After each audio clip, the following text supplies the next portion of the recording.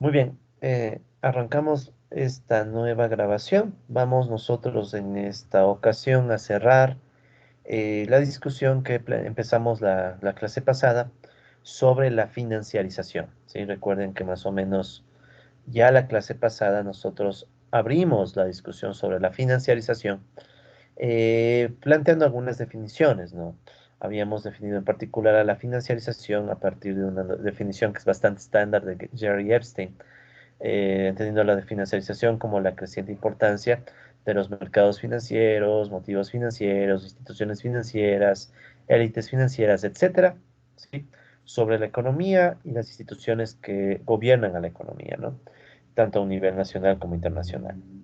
Entonces, en definitiva, la financiarización puede entenderse como una situación o un proceso donde dominan las estructuras financieras, ¿no? Pasan a dominar las estructuras financieras, la dinámica de la economía y obviamente el capital financiero empieza a tener un rol crucial, ¿no? Para hablar de la financiarización y cuánto se ha expandido el rol y el poder de las estructuras financieras, les había presentado dos indicadores, ¿no? Recuerden que esto ya lo vimos en la clase de ayer. Hablamos del indicador Buffett, ¿sí? Que recuerden, era un indicador que divide los precios de las acciones de varias empresas sobre el PIB nominal, ¿no? Esto para Estados Unidos. Está el indicador Buffett y también podríamos sacar el indicador Buffett, pero sin tendencia, ¿no? Esto es con tendencia temporal o tendencia histórica, y este es el mismo indicador sin tendencia histórica.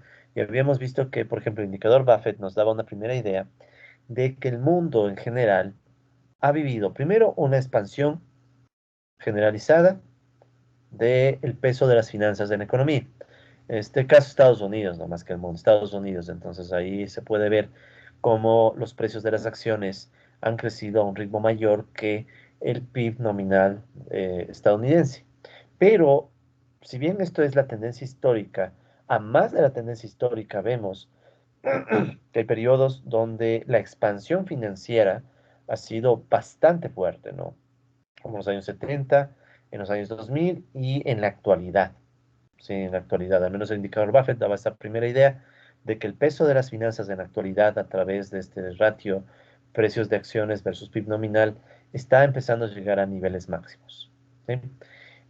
Aparte de ese indicador, también habíamos presentado en clase, ya eso lo hicimos con bastante detenimiento, el indicador de precios versus ganancias ajustadas por ciclos, o CAPE, de Robert Shiller. Entonces, este era otro indicador que igualmente más o menos nos daba una idea de cómo se da la expansión financiera, porque nosotros recordemos, los precios de las acciones y de los bienes que se transan en los mercados financieros usualmente nacen o se consolidan de las expectativas, de los rendimientos futuros, expectativas, ¿sí? O sea, según las expectativas que se tienen de rendimientos futuros, los precios de una serie de activos financieros se van moviendo, ¿sí? Entonces, este indicador que hacía en el numerador ponía eso, los precios, y en el denominador, en cambio, estaban las ganancias efectivamente pagadas, los dividendos que realmente pagan las acciones o los rendimientos que realmente generan las inversiones, etcétera. Entonces, como una suerte de expectativas versus realidad, ¿no? Y lo que podíamos notar es que, sobre todo desde los años 80 en adelante, hay un crecimiento. Se llegó a un pico en los años 2000 con la burbuja de las inversiones en empresas tecnológicas de Internet. Y hoy por hoy estamos otra vez en niveles muy altos, ¿no? De elevadas expectativas sobre acciones y otros activos financieros, ¿no? Entonces, bueno, en definitiva, nosotros ya la clase pasada habríamos empezado esta discusión sobre el tema de la financiarización, cuánta de la financiarización puede estar siendo causante del surgimiento de varios fenómenos financieros, ¿sí? O sea, una buena parte de la financiarización está provocando que surjan estos fenómenos, que, bueno, habíamos mencionado, por ejemplo, dos. Por un lado, la especulación financiera, ¿sí? Que tenía mucho que ver con esta idea de por ejemplo, la generación de burbujas, ¿no? Burbujas que en esencia se pueden pensar como un aumento exagerado de los precios que no tienen ninguna correspondencia con la producción real, sin ningún sustento. Simplemente los precios crecen, crecen y crecen y la gente se emociona, empieza a invertir en esos activos hasta que de repente la burbuja revienta y todo colapsa, ¿no? Entonces, eso por un lado se tiene la especulación, que eso ya hablamos, y por otro lado también hablábamos de la cooptación, o sea, el hecho de que muchas estructuras financieras ganan poder y tienen la capacidad de consolidar su influencia sobre gobiernos, sobre los estados, sobre agencias de regulación, etcétera. Y de esa manera pueden empezar a hacer y deshacer como gustan, ¿no? Recuerden lo que decían en este documental sobre la crisis financiera del 2007 al 2009, el poder financiero de una serie de instituciones que les permitió que hasta el propio gobierno deba buscar mecanismos para o salvarles o negociar o ver cómo en conjunto entre los grandes bancos y el gobierno estadounidense se trataba de salir de la crisis, ¿no? Entonces hay cierta lógica de cooptación.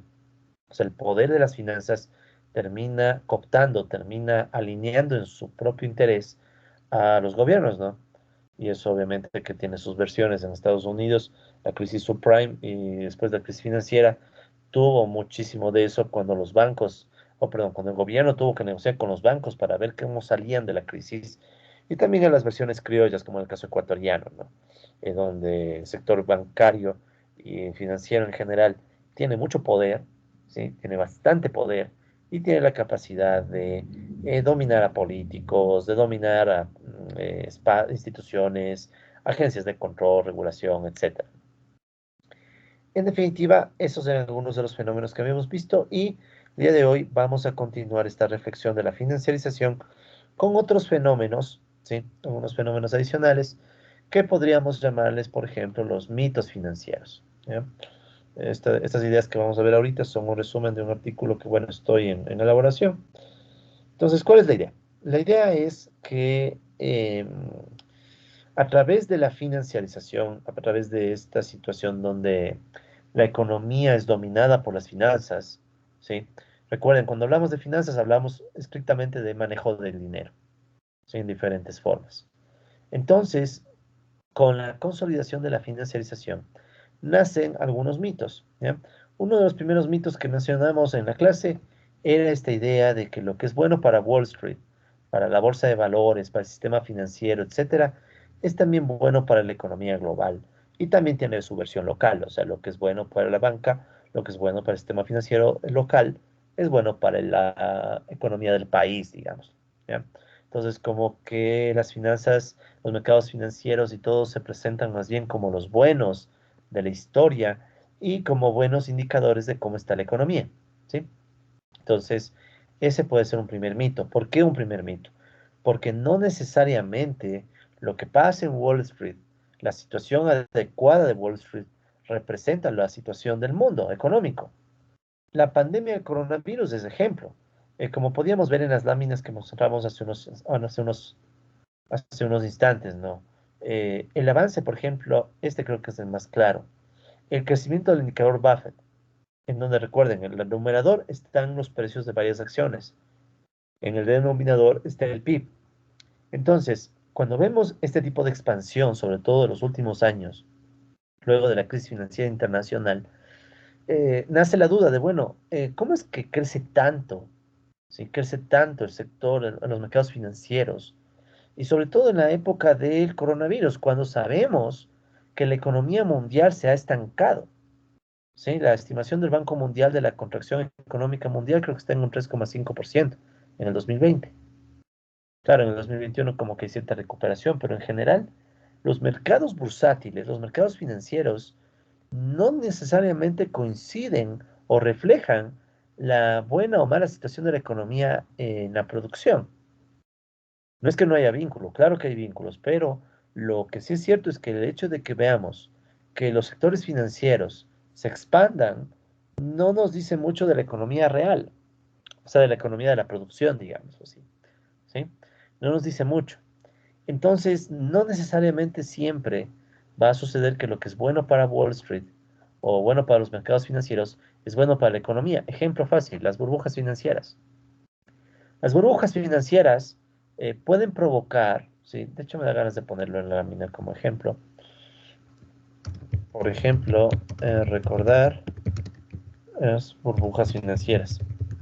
Entonces, ¿qué pasa con las burbujas financieras? Cuando surge una burbuja por especulación, no, recordar las burbujas por especulación financiera. Entonces, ¿qué pasa? Surge una burbuja, por ejemplo, inmobiliaria. Los precios de los bienes inmuebles crecen y crecen y crecen y todo el mundo se emociona, y empieza a comprar y empieza a darse ese crecimiento exacerbado. No necesariamente es que la economía esté bien, ¿sí? La propia especulación ya es un ejemplo, ¿no? De que tranquilamente lo que es bueno para Wall Street no necesariamente es bueno para la economía. Recuerden que no me acuerdo si es en la clase pasada o hace dos clases, incluso les había puesto un ejemplo ya un poco extremo, del presidente de la Bolsa de Valores de Nueva York reuniéndose con guerrilleros de las FARC. Eso no solo que no es que sea bueno para la economía, sino que incluso es muy cuestionable cuál es el lado bueno de ese tipo de reuniones. ¿Sí? Entonces ese es un primer mito que nace y que se consolida, ¿no? El hecho de que lo bueno para la economía es también lo bueno para el mercado de valores o financiero y viceversa. En el Ecuador, para un poco poner esto en el contexto local, resulta ser que estamos en una crisis muy fuerte, una contracción de la economía creo que del 5%, 7,8, no me acuerdo exactamente. Y resulta ser que a esa caída hay que considerarle en cambio que los bancos han estado en un año no muy malo. De hecho, han crecido, han mantenido sus ganancias y todo. Entonces, no necesariamente la economía va a la par con el mundo financiero, ¿ya? Pero es a veces el mito que se presenta. Otro mito que es interesante y que tal vez lo topemos ya luego, ya cuando hablemos de las crisis financieras, es este, que tal vez ustedes ya lo habrán escuchado cuando vieron el documental Inside Job. Y es básicamente esto. Hay agentes que se les suelen llamar que son demasiado grandes para caer. El famoso too big to fail. O sea, hay ciertos agentes económicos y financieros que son enormes, son gigantescos. Y entonces no van a caer o porque son tan grandes que no, ellos deben seguramente saber cómo manejar sus inversiones, ellos no van a cometer errores, no van a caer en fallas, no van a especular, son serios. O por último, son tan grandes que si es que fallan, se pueden llevar a todo el sistema. Entonces el Estado tiene que llegar aquí y aplicar un salvataje. ¿Sí? Entonces, o son instituciones tan grandes o agentes financieros tan grandes que uno dice, no, es tan grande que no se va a caer, es capaz de resistir los shocks. O por último, es tan grande que dices, no, o sea, está tan conectado con todo el mundo que hay que salvarlo. Y aparece el Estado para generar algún salvataje, ¿no? De hecho, hay algunos modelos que, claro, plantean esto del too big to fail, pero también hay otros modelos económicos que hablan de too interconnected to fail, o sea, demasiado interconectado para fallar, ¿sí? O sea, son agentes económicos que pueden no solo no ser muy grandes necesariamente, sino que están conectados con muchos otros agentes. Piensen, ¿no? Ustedes tienen una red financiera y resulta ser que hay un agente financiero que tiene transacciones con todo el mundo. Puede pasar, ¿sí? Puede pasar que ese agente financiero que está en el centro, ¿sí? Sea clave, en el sentido de que si quiebra, puede generar problemas al resto de la red financiera. Entonces ahí en cambio se habla de too interconnected to fail, o sea, demasiado interconectado para fallar. Pero no en el sentido de que no va a fallar, en el sentido de que si falla se hunde toda la red, entonces el Estado tiene que aparecer para salvarle, ¿sí? Entonces esa es otra opción, ¿sí? Otra posibilidad. Eh, ¿Por qué podemos decir que esto es un mito? Es un mito primero porque los grandes también fallan, o sea, por un lado, no, los grandes también fallan, y por otro, tranquilamente se podría pensar que el Estado podría tomar otra actitud frente a estas grandes instituciones, ¿sí? O bueno, habría que plantearse si es posible, ¿no? Porque alguien puede decir, ¿qué tal si son tan poderosas que hasta manejan la política, ¿no? Pero de todas maneras, no es una esencia. O sea, si estos agentes, grandes agentes financieros, logran mantenerse en el poder y logran ser salvados por los estados, no es porque sea inevitable. Es tal vez porque la estructura de poder, la estructura política y demás, están armados para sostenerlos, pero no porque sea inevitable, porque si no le sostienes, se hunde todo el sistema.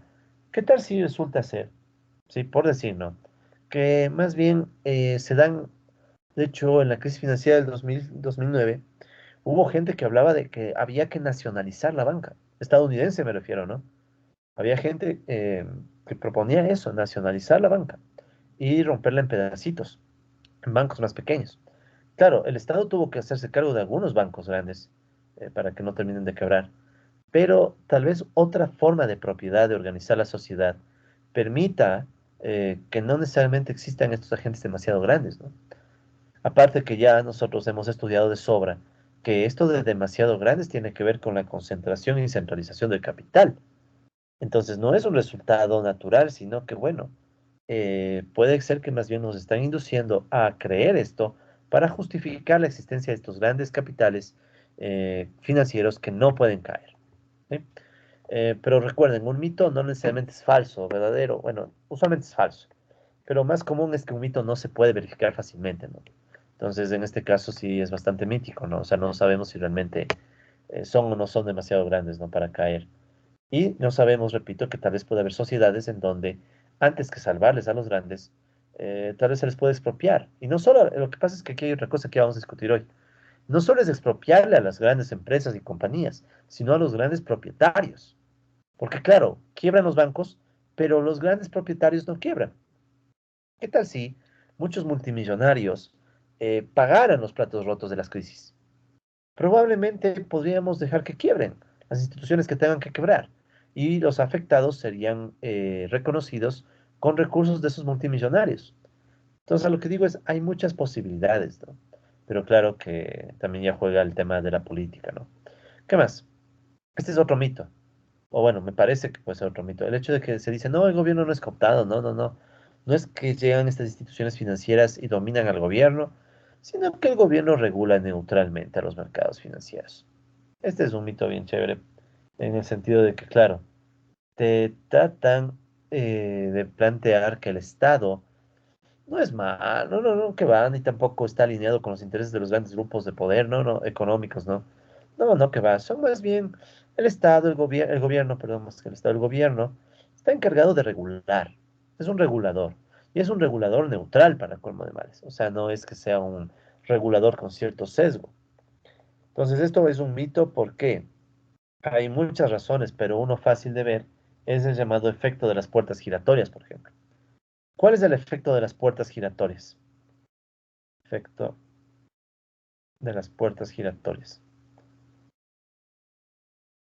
Probablemente han visto cómo funciona giratorias, ya.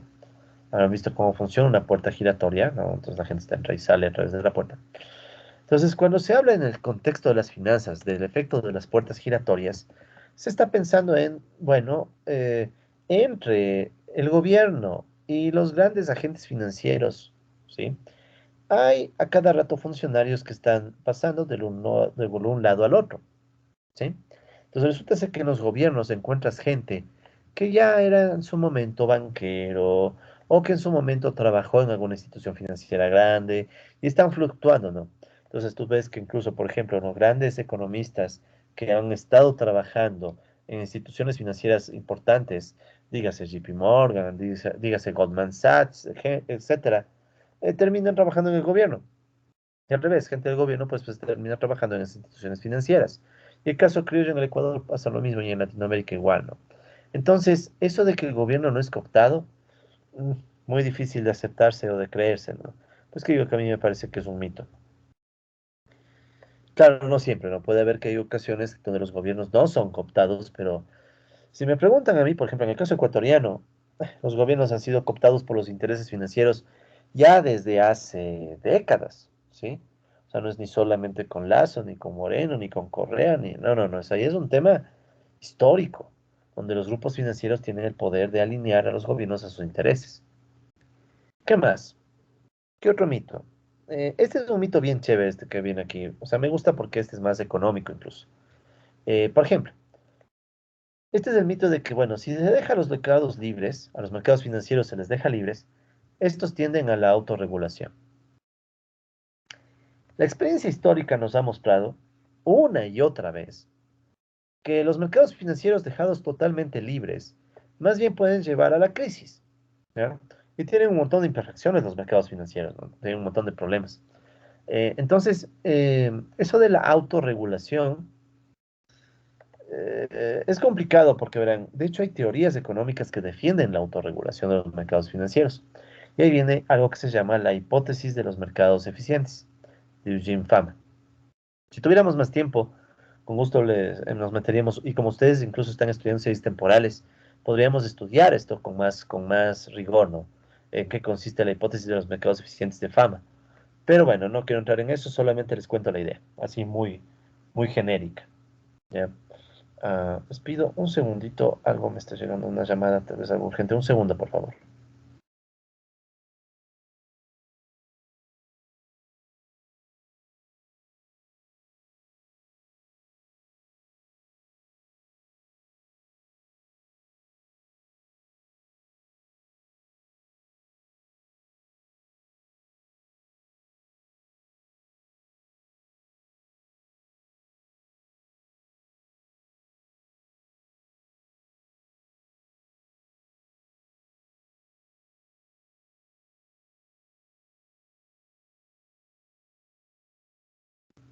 Hablando de temas financieros y me llaman del banco. Bueno, lo que pasa es que a veces recibo llamadas un poco peculiares. Lo que pasa es que hoy día ya se terminó un libro que estaba escribiendo, entonces tal vez me llamen más tarde para ya contarme los detalles. Pero bueno, ya hablaré de eso con ustedes algún rato si desean, colegas. Pero bueno, volvamos al tema. Entonces, como les decía, ¿cuál es esto qué es esto de la hipótesis de los mercados eficientes de Eugene Fama? La idea es bien interesante, o sea, es bien interesante, no necesariamente real, pero interesante al menos. Es más o menos lo siguiente. Imaginemos que ustedes tienen los precios de alguna acción o de un bien o algún tema, algún activo financiero, ¿ya? Y de esos precios sacan la primera diferencia o la tasa de crecimiento, puede ser cualquiera de los dos. En finanzas es bastante usual trabajar con el log retorno, pero no quiero complicarles. Entonces, a ver, digamos que ustedes tienen el precio, sacamos el logaritmo del precio y le restamos el logaritmo del precio del periodo anterior, ¿sí? Esta sería la variación del logaritmo del precio, ¿sí? La variación del logaritmo del precio, que de hecho también es lo mismo que el logaritmo del precio en t sobre el precio en t menos uno. Entonces esto es más o menos aproximado a la variación del precio, ¿sí? A la tasa de variación del precio, más o menos, ¿ya? Esto a veces se le conoce en finanzas como el log retorno, ¿ya? Es una forma rápida de calcular cómo varía el precio de un activo financiero, cualquiera, ¿ya? Entonces, digamos que ustedes hacen una gráfica en el tiempo, o sea, hacen una serie temporal de un log retorno. ¿Cómo se ve la serie temporal de un log retorno? Esta es la parte interesante.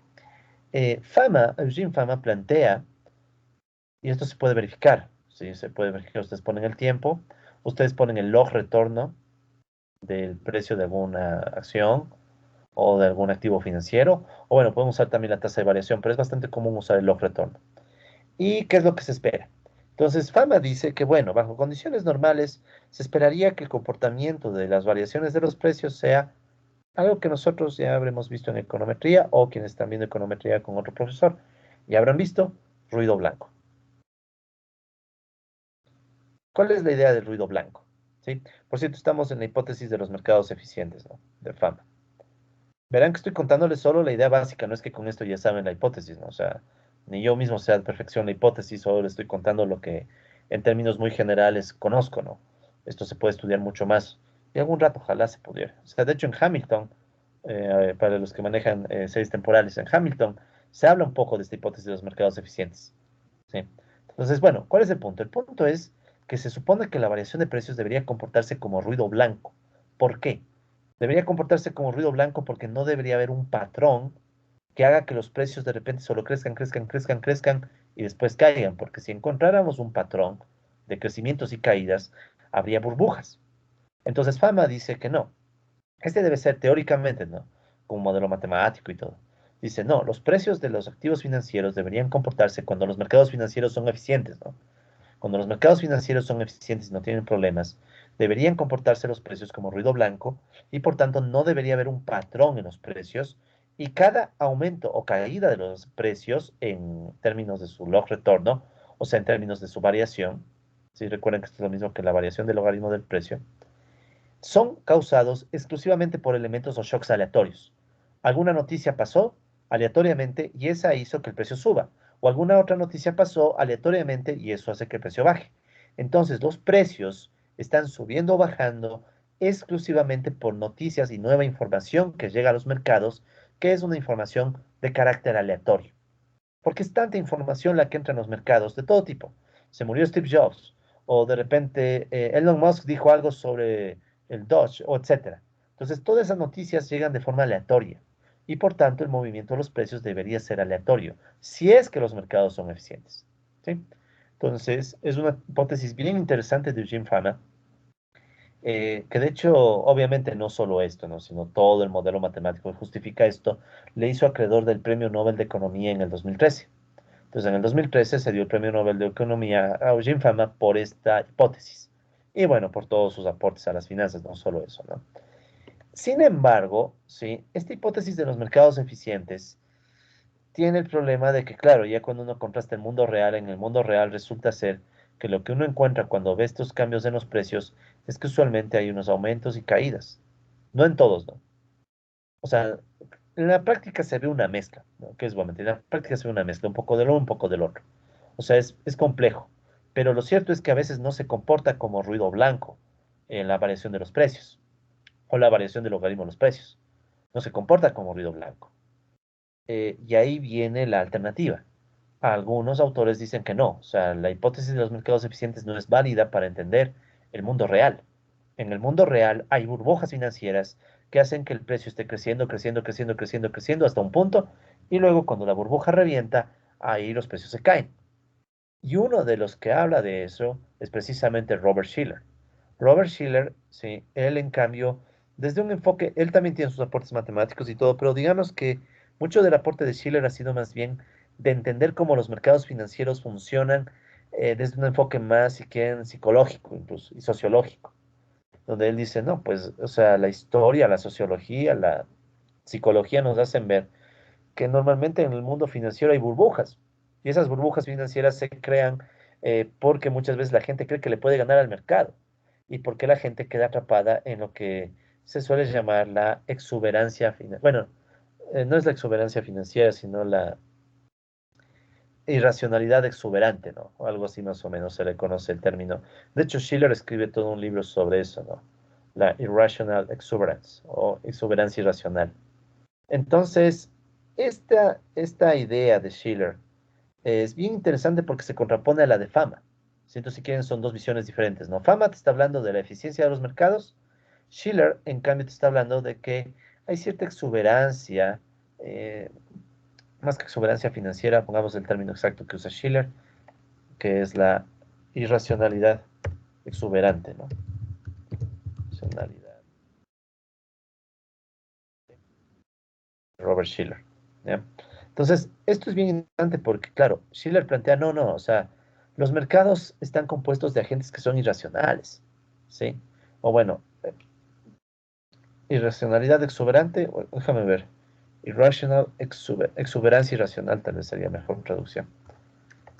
Exuberancia irracional, ¿ya? Tal vez la mejor traducción. Entonces, obviamente no necesito que ustedes sepan los detalles de esto, no lo estoy contando como un extra nada más. Pero es bien interesante porque resulta ser que a Schiller también le dieron el Nobel en el 2013, junto con Fama. Y bueno, también le dieron a Peter Hansen, creo, ese año nomás, si no me equivoco.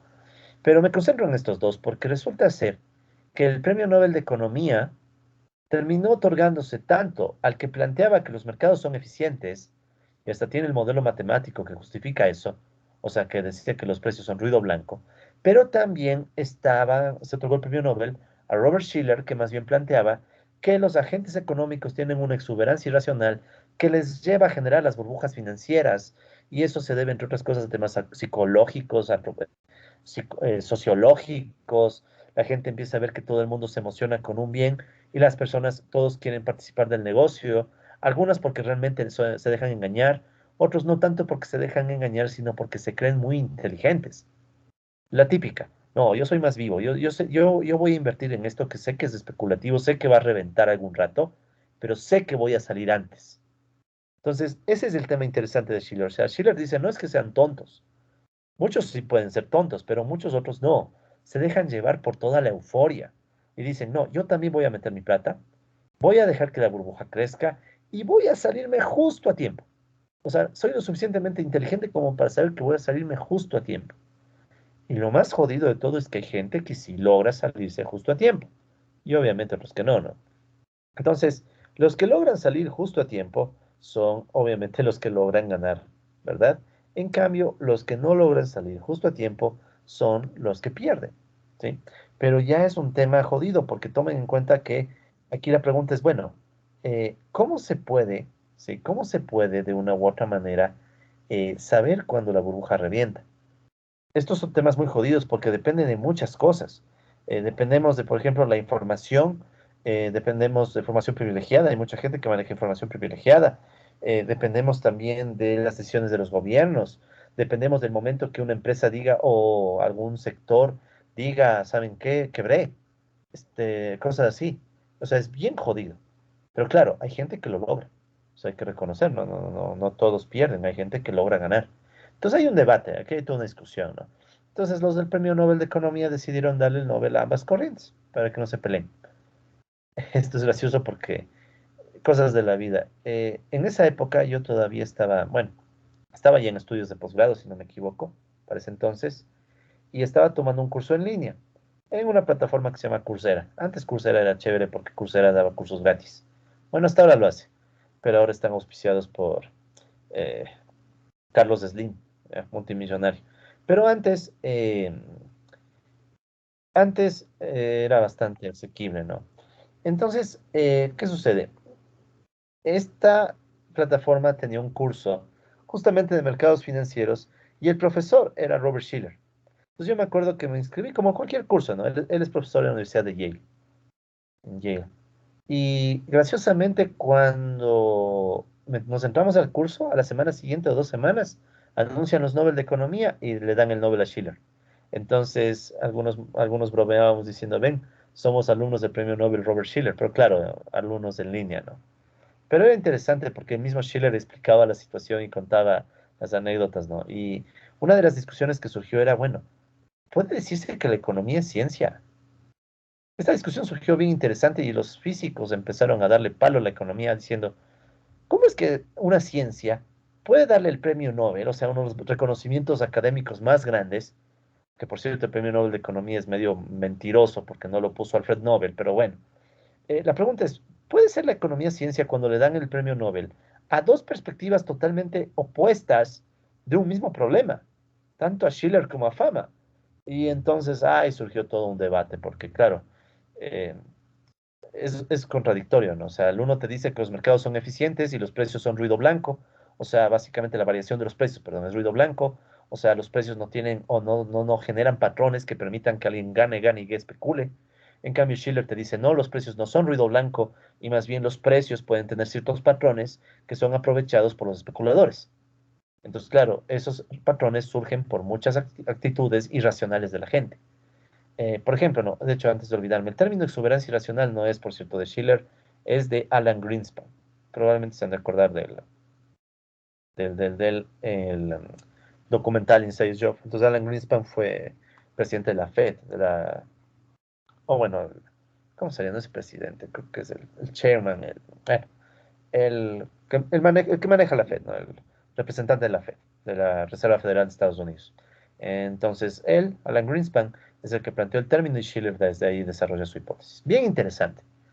Al menos a mí me parece bien interesante porque aquí pone en cuestionamiento a la economía, si es que eso no es ciencia, pero aparte de eso te hace ver un poco cómo pueden ser útiles las series temporales, los modelos econométricos, no solo para hacer predicciones, nada, sino ya en la discusión teórica misma. O sea, si son o no son ruido blanco. Entonces se puede hacer hasta pruebas estadísticas para ver si son o no son pruebas, pues, son ruido blanco y empezar a encontrar patrones y bueno, digamos que la evidencia está peleada, ¿no? Entre Fama y Schiller. Pero bueno, ese es entonces otro tema. El mito es que los mercados financieros se tienden a la autorregulación. O sea, al menos a mi perspectiva, esto es bien interpretación mía, ¿no? A mi perspectiva, esta idea de los mercados eficientes de Fama es más bien un mito, ¿no? O sea, pero un mito bien argumentado con matemática y modelos.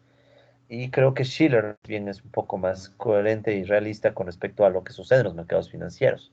Pero claro, obviamente les estoy hablando de profesores economistas desde una perspectiva bastante convencional, ¿no? O sea, aquí nada de marxismos ni cosas así, ¿no? O sea, ya para marxismos ya vamos más adelante, ¿no? ¿Qué más? ¿Qué otros mitos financieros hay que les invito a que ustedes profundicen, se enteren? Vale la pena, son temas, de hecho estoy escribiendo yo un artículo sobre esto mismo y ojalá algún rato les pueda compartir. Todavía no termino, entonces por eso no les he dado como lectura. Pero bueno, ¿cuál es otro? Las innovaciones financieras, de las que vamos a hablar la clase de hoy un poco, por ejemplo, los derivados financieros son confiables, ¿sí? Son confiables. Más aún cuando existen instituciones importantes que los avalan. O sea, esta idea de que tienes grandes compañías que avalan o grandes instituciones que avalan que las inversiones financieras son confiables. Este también es bien interesante, ¿ya? Por ejemplo, cuando surgió el problema de las hipotecas subprime, ¿sí? Estas hipotecas subprime, o sea, por debajo de la prima, que eran pésimas, o sea, de pésima calidad, altamente riesgosas, pero por el alto riesgo eran básicamente hipotecas que daban gran rendimiento. Ya vamos a hablar de esto un poquito más adelante. Pero ¿cuál es el punto? O sea, eran activos muy riesgosos, ¿sí? O sea, había algunas empresas que se dedicaron a vender algunos contratos que se basaban en hipotecas. O sea, básicamente, ¿cuál es la idea? Las personas adquieren una casa, pero obviamente la adquieren muchas veces a crédito y ponen la propia casa como hipoteca. Entonces se les genera una hipoteca que van pagando para cubrir el crédito de la casa. Esas hipotecas, sobre todo esos créditos, se pueden poner en un contrato, en un papel, eso se llama titularización, y después el papel se puede vender. Y eso es así bien hiper simplificado lo que pasó o cómo se empezó la crisis financiera. Se empezaron a vender estos papeles y esos papeles se vendían, pero claro, eran muy riesgosos porque se empezaron a otorgar créditos hipotecarios a personas de ingresos bastante bajos. Y ahí vienen los famosos créditos ninja. Se entregaron créditos a gente sin ingresos, sin trabajo y sin activos. Ninja, not income, job, assets. O sea, gente sin ingresos, ni activos, ni trabajo. Y se les empezó a dar esos créditos. Entonces, ¿qué pasa? Que eran activos muy riesgosos, altamente riesgosos y por tanto con alto precio, ¿sí? Porque a mayor riesgo hagan de cuenta que sube el precio para compensar el riesgo. Y bueno, sin embargo, eran activos con calificaciones, digamos, triple A más. Ah, qué bestia, súper seguros. ¿Por qué? Porque resultaba ser que entre los bancos que vendían estos papeles y las calificadoras de riesgo, había también negocio. Además que, al menos en el mercado estadounidense, en la Bolsa de Valores de Nueva York y demás, solo hay tres grandes calificadoras de riesgo. Fitch, Standard Poor's y Moody's. Estas tres. Estas se les conoce como las tres grandes. Son las grandes calificadoras de riesgo y no hay más. Pero claro, todo el mundo dice, no, es que por ejemplo, Standard Poor's incluso se da el lujo de ser, bueno, no, Standard Poor's, casi me equivoco. Bueno, Standard Poor's es el que saca el índice Standard Poor's 500, el que vimos la clase pasada, ¿sí? Entonces, estas calificadoras de riesgo son calificadoras que, entre comillas, son respetables, son confiables, sus calificaciones de riesgo son coherentes. Y entonces, ¿qué sucede? Que muchas personas se dejan llevar por esas calificaciones de riesgo y creen que muchos derivados financieros son confiables, cuando en realidad muchas veces estaban dando. En la crisis del 2009 pasó.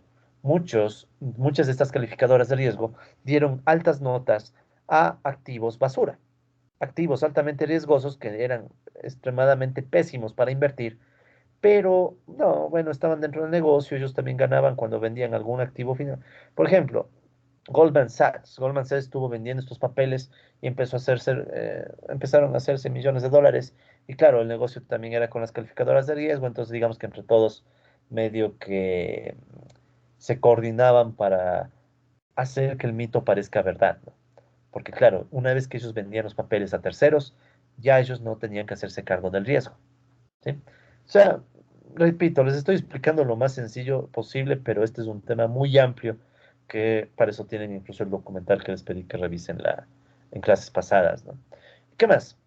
Este es otro bien chévere, este es otro mito que se llama, o bueno, que dice lo siguiente, ¿no? La idea de que las nuevas crisis financieras son cada vez menos probables porque se aprendió del pasado.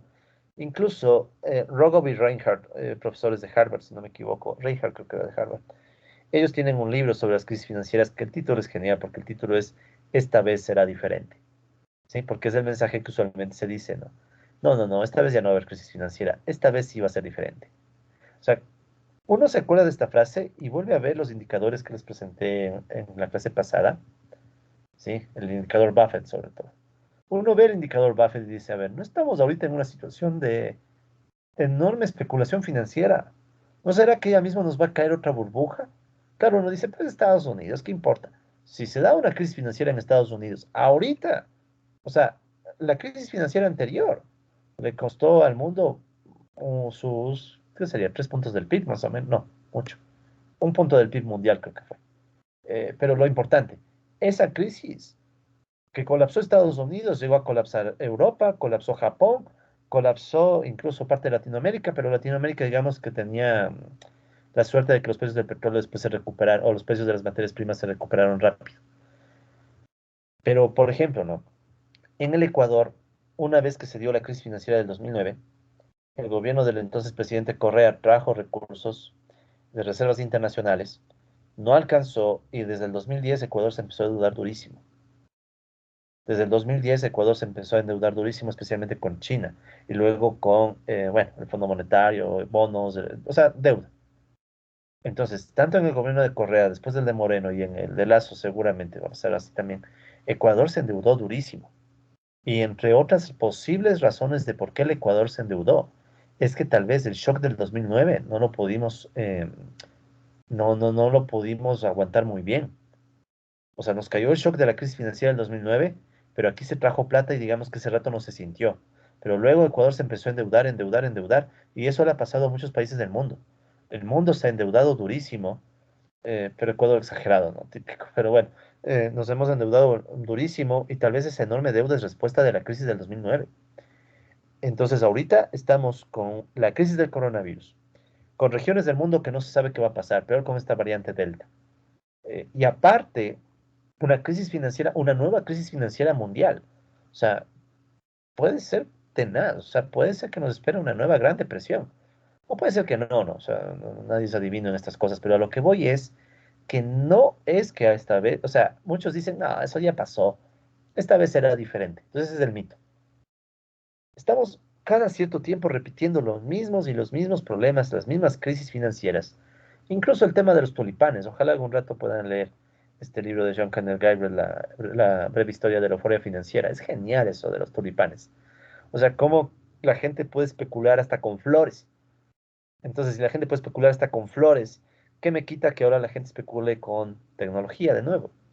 Esto del avance tecnológico, el creer que el Zoom va a generar, la compañía me refiero, ¿no? Va a generar altos rendimientos, creer que Facebook, que Microsoft van a tener rendimientos interminables, creer que las vacunas del coronavirus van a funcionar y las grandes farmacéuticas van a tener rendimientos espectaculares, como Johnson y Johnson. O sea, yo creo que puede surgir una nueva crisis financiera. Y había gente que hablaba de que ya podía surgir antes del coronavirus. Ahora sí, no sé, o sea, estamos en una situación bien peculiar. Pero bueno, esos son los mitos financieros. Cada uno de estos se puede estudiar mucho más a fondo. Si nos da el tiempo algún rato, ojalá cuando hablemos de crisis financieras, eso será ya mucho más adelante. Ahí ojalá podamos topar algunos de estos temas. Cada uno tiene su propia literatura, autores, o sea, es un tema bien interesante que algún rato ojalá puedan explorar. Pero bueno, pasemos al siguiente punto de la financiarización que quiero discutir con ustedes hoy, que es ya más una lectura más marxista, ¿no? Porque lo que hemos visto, digamos que es más general, ¿no? O sea, es una lectura más general, no necesariamente marxista, sino más bien incluso desde la economía un poco más convencional, ¿no? Hablamos incluso de Fama, de Schiller, y ahora en cambio vamos a darle una lectura ya más marxista, ¿no? Más propia de nuestro curso. Eh, Sí, entonces eso vamos a hacer ahora. Entonces, para hablar de esto, obviamente que Marx se nos va a quedar un poco corto, ¿no? Más bien, para este tema en particular, para esta parte de la clase, me voy a basar igualmente, como hemos hecho en todas las clases anteriores, ¿no? Me voy a basar en un artículo. Este es un artículo de Dick Bryan et al. De 2009, justo en el boom de la crisis financiera, ¿sí? Que se llama Financiarización y Marx, ¿de acuerdo? Dar al trabajo y al capital bueno, un maquillaje financiero, por ponerlo así, ¿no?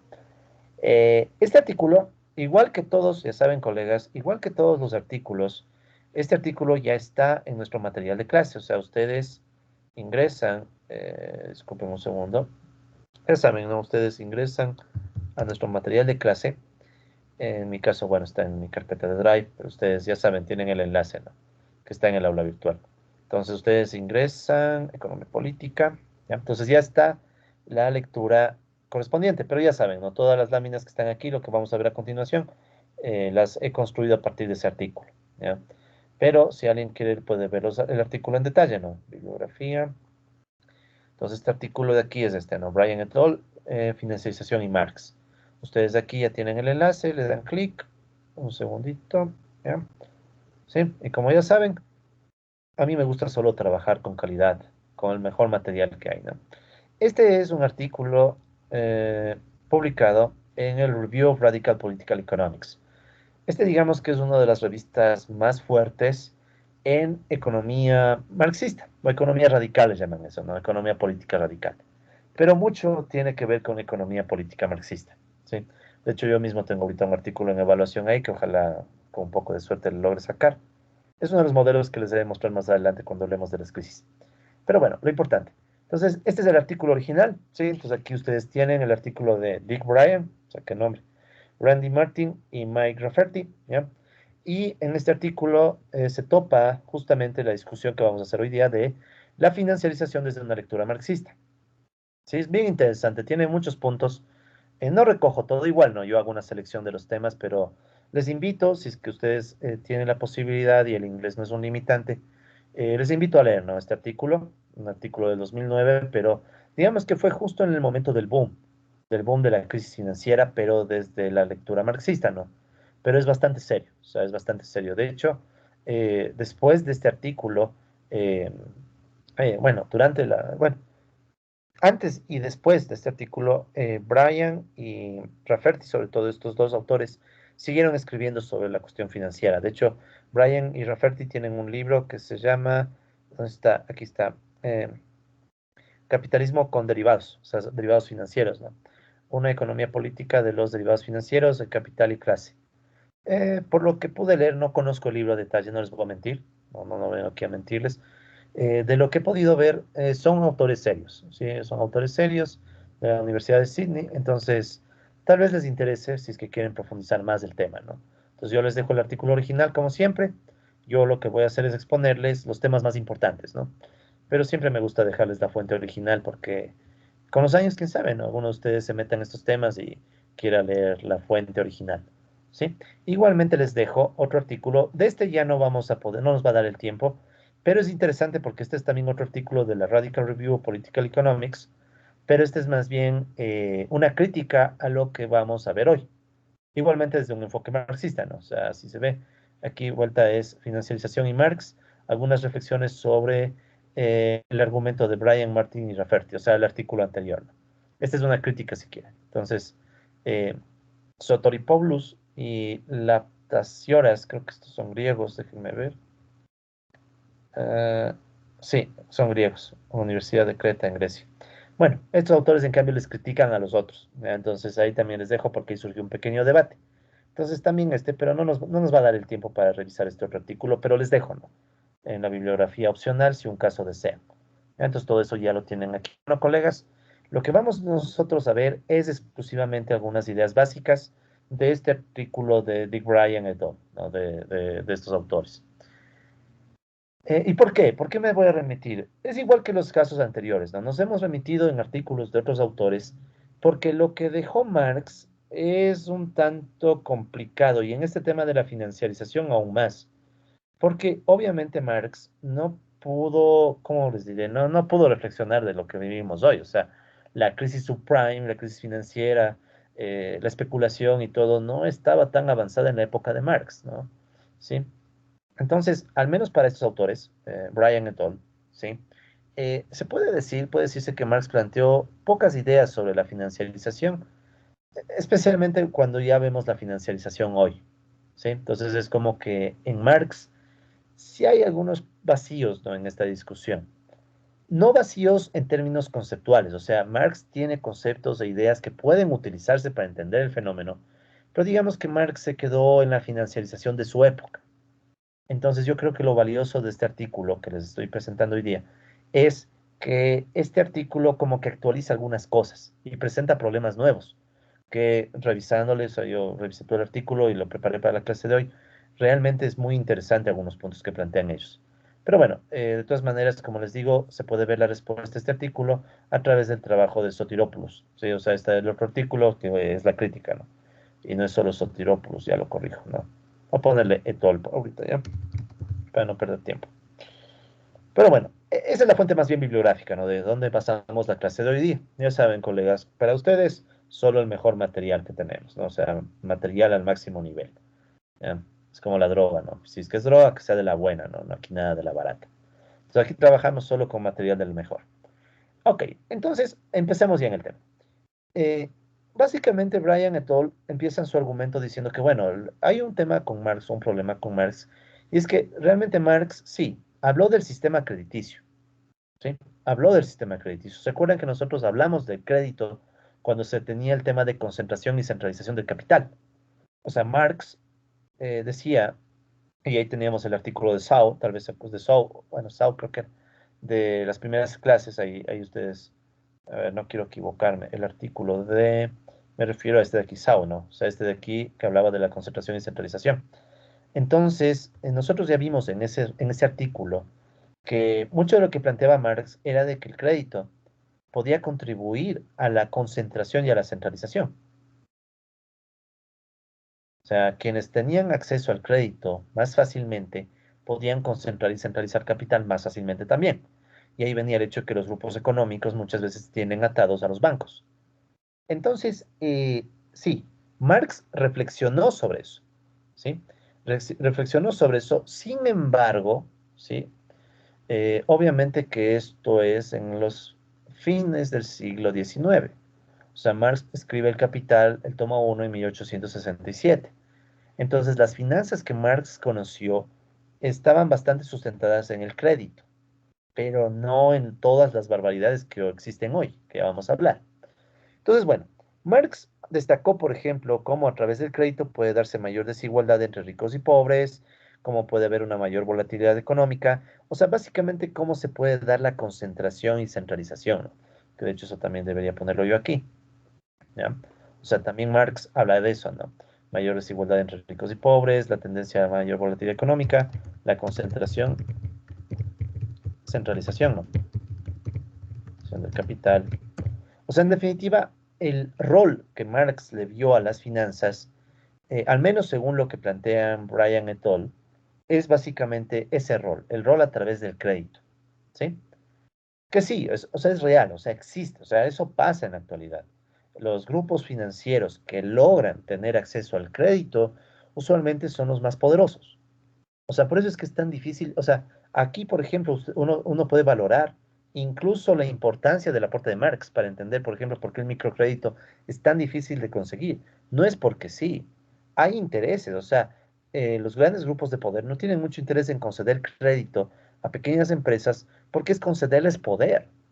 En cambio, las grandes empresas, los grandes grupos económicos pueden conseguir crédito de inmediato, básicamente porque son los mismos. O sea, el mismo dueño de el Juri, de todo el grupo el Juri, de las importadoras del Juri, son los dueños del Banco de la SOAI, por ejemplo. Entonces, evidentemente, al ser los mismos, se pueden otorgar crédito fácilmente. O vamos con un caso menos grosero, porque ese ya es demasiado grosero, pero por ejemplo, ¿no? Podemos tener vínculos entre el Banco Pichincha y otros grupos económicos, no necesariamente los mismos, pero vinculados. Entonces, más fácil que se conceda crédito a esos grupos que a pequeñas empresas. Entonces, lo que decía Marx de que el crédito genera concentración, centralización, parece ser cierto.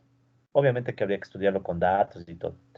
Pero lo que es real también es que Marx, ¿sí? No llegó a analizar otras cosas, como los derivados financieros y las titularizaciones, que son dos temas que Brian et al. Ellos analizan bastante bien estos temas. Por eso es que me gustó este artículo para la clase.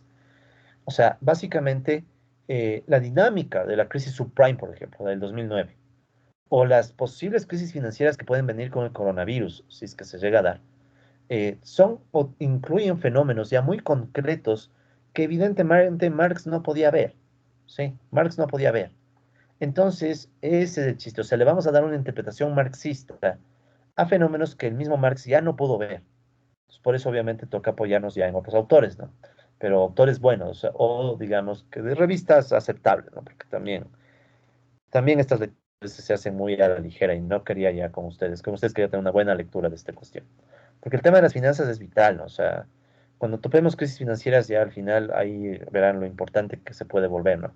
Cruzar esto con modelos de crisis financieras, por ejemplo. Esto puede llevarles a muchos de ustedes incluso a estudiar más a fondo estos temas, etc. Entonces, en definitiva, ¿cuál es el punto? Marx, cuando habló de finanzas, sobre todo pudo hablar del sistema de crédito, aunque sí tiene algunas ideas de otro tipo de finanzas, pero no es la obra central de Marx. Pero lo que sí es verdad es que si bien es cierto, Marx no nos dejó mucho, el método de análisis de Marx, ese sí lo podemos usar para entender mejor las titularizaciones, los derivados financieros y las innovaciones financieras en general.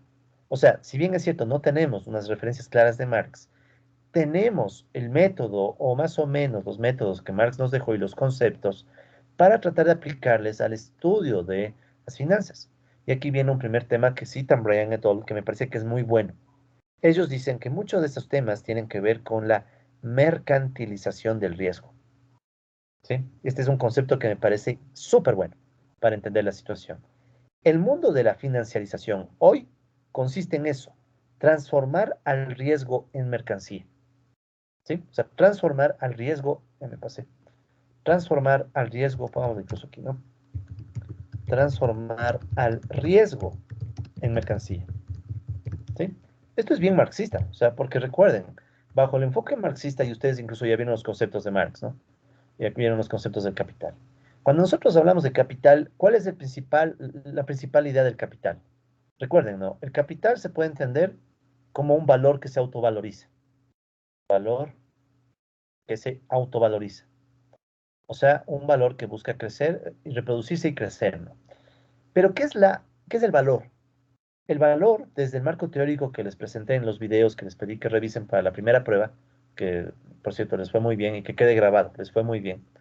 Eh, el valor, recuerden que es ese poder que busca transformar en mercancías todo, al menos todo lo humano. Y entonces, dentro de esa búsqueda de poder y de transformar todo en mercancías, está esto, transformar al propio riesgo en mercancía. Y de hecho, si somos más finos, todavía sería riesgo financiero. O sea, transformar, o sea, el capitalismo es capaz de transformar en mercancía hasta al mismo riesgo. Ahora uno dice, ¿y cómo se puede transformar al propio riesgo en mercancía? ¿Sí? Claro, nosotros como estamos un poco alejados de muchas de estas actividades, aunque bueno, quién sabe, algunos tal vez trabajen en la bolsa de valores aquí en el Ecuador, pero igual es pequeñita versus lo que pasa afuera, ¿no? Eh, tal vez no lo concebimos, pero hoy por hoy el mundo realmente hace eso. Por ejemplo, cuando uno invierte en una actividad especulativa, ¿sí? En cierta manera está comprando, ¿qué? O sea, por ejemplo, cuando yo compro un activo financiero especulativo, ¿qué compro? Entonces, según la interpretación de estos autores, lo que estamos comprando es básicamente riesgo o la posibilidad de lucrar a través del riesgo, ¿sí? Entonces, esa creo que es una primera clave, ¿no? De esta interpretación, la mercantilización del riesgo, ¿no? Y de hecho le voy a subrayar, ¿ya? Sí, le voy a subrayar. Ok, entonces, ¿cómo se da esa mercantilización del riesgo y las finanzas, ¿no? Entonces aquí tienen una imagen justamente de Wall Street, antes de la pandemia, obviamente, ¿no? Entonces aquí está la Bolsa de Valores de Nueva York. Es interesante porque, claro, ahora es todo computarizado, ¿no? O sea, ahora es todo computarizado, pero eh, todavía se mantiene la tradición de hacer las transacciones ahí mismo, ¿no? En la Bolsa de Valores de Nueva York. Y está el típico agente financiero, ¿no? Que sea yo compro, yo vendo, yo compro, yo vendo. Y están ahí todos estos brokers y todos estos intermediarios, ¿no? Dedicados a la compra y venta. Eh, de hecho, tienen que echarle un vistazo a la película El Lobo de Wall Street, ¿no? Para estas vainas. Pero el punto es que esa es la nueva etapa del capitalismo, ¿no? O sea, es una etapa en donde las mercancías ya no son solamente objetos producidos por la fuerza de trabajo. Ahora, claro, también hay fuerza de trabajo en esto, o sea, hay que ser bien cautos, ¿no? También hay fuerza de trabajo, pero es otro estilo de mercancía, ¿no? O sea, es como que ahora algo bien abstracto le estoy volviendo una mercancía que tú puedes comprar incluso desde tu computador, ¿sí? Entonces, más o menos hacia allá vamos, ¿no? Hacia allá es nuestra interpretación. O la interpretación de Brian et al, que yo le pulo un poco, ¿no? Con mis propias ideas. Entonces, bueno, dentro de las finanzas, hoy, y bueno, durante la crisis financiera del 2009, hay dos procesos que toman relevancia para el tema de la financiarización, que son básicamente las titularizaciones y los derivados financieros, que ya vamos a definir más adelante. Pero estos dos procesos titularización y derivados financieros son los que consolidan esta mercantilización del riesgo, ¿sí? Entonces, básicamente, digamos en pocas palabras, hay unos procesos, estos dos, ¿sí? Estos dos, y estos procesos permiten que la mercantilización del riesgo se consolide. Y a través de esta mercantilización del riesgo, ¿qué se logra? Que lo que antes eran procesos monetarios, transacciones, compra-venta, dinero, ¿sí? Porque recuerden que usualmente al dinero se le ve, que es lo típico, ¿no? Cuando uno estudia las funciones del dinero, que uno le ve al dinero como medio de circulación o medio de intercambio, tal vez sea lo más, o medio de circulación. O sea, uno puede tomar el dinero para tratar de lograr la circulación de las mercancías, ¿ya? Entonces, lo que Brian et al. Plantean es que esos procesos monetarios pueden devenir en procesos mercantiles y en donde nuevamente el dinero empieza a servir o empieza a tomárselo como mercancía, pero ya no como antes se hacía con el oro. Sí, no es como el oro, que es el dinero que casi que conoció Marx, sino más bien como activos financieros, ¿sí? Activos financieros que son mercancías, porque las cosas se transan, se compran y se venden, pero estos activos financieros están basados exclusivamente en procesos monetarios, ¿ya? Pongamos un ejemplo extremo, el mercado Forex de divisas. Es un caso extremo, ¿no? Y los contratos swap que se hacen con divisas.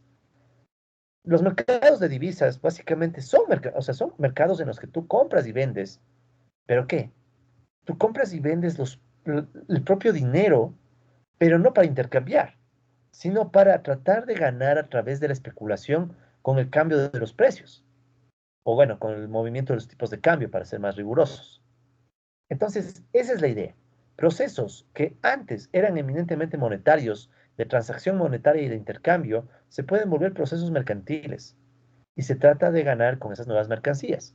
Si es como que aparecen nuevas mercancías, si quieren, ¿no? Entonces, como resultado, cambia todo el sentido de las interacciones monetarias.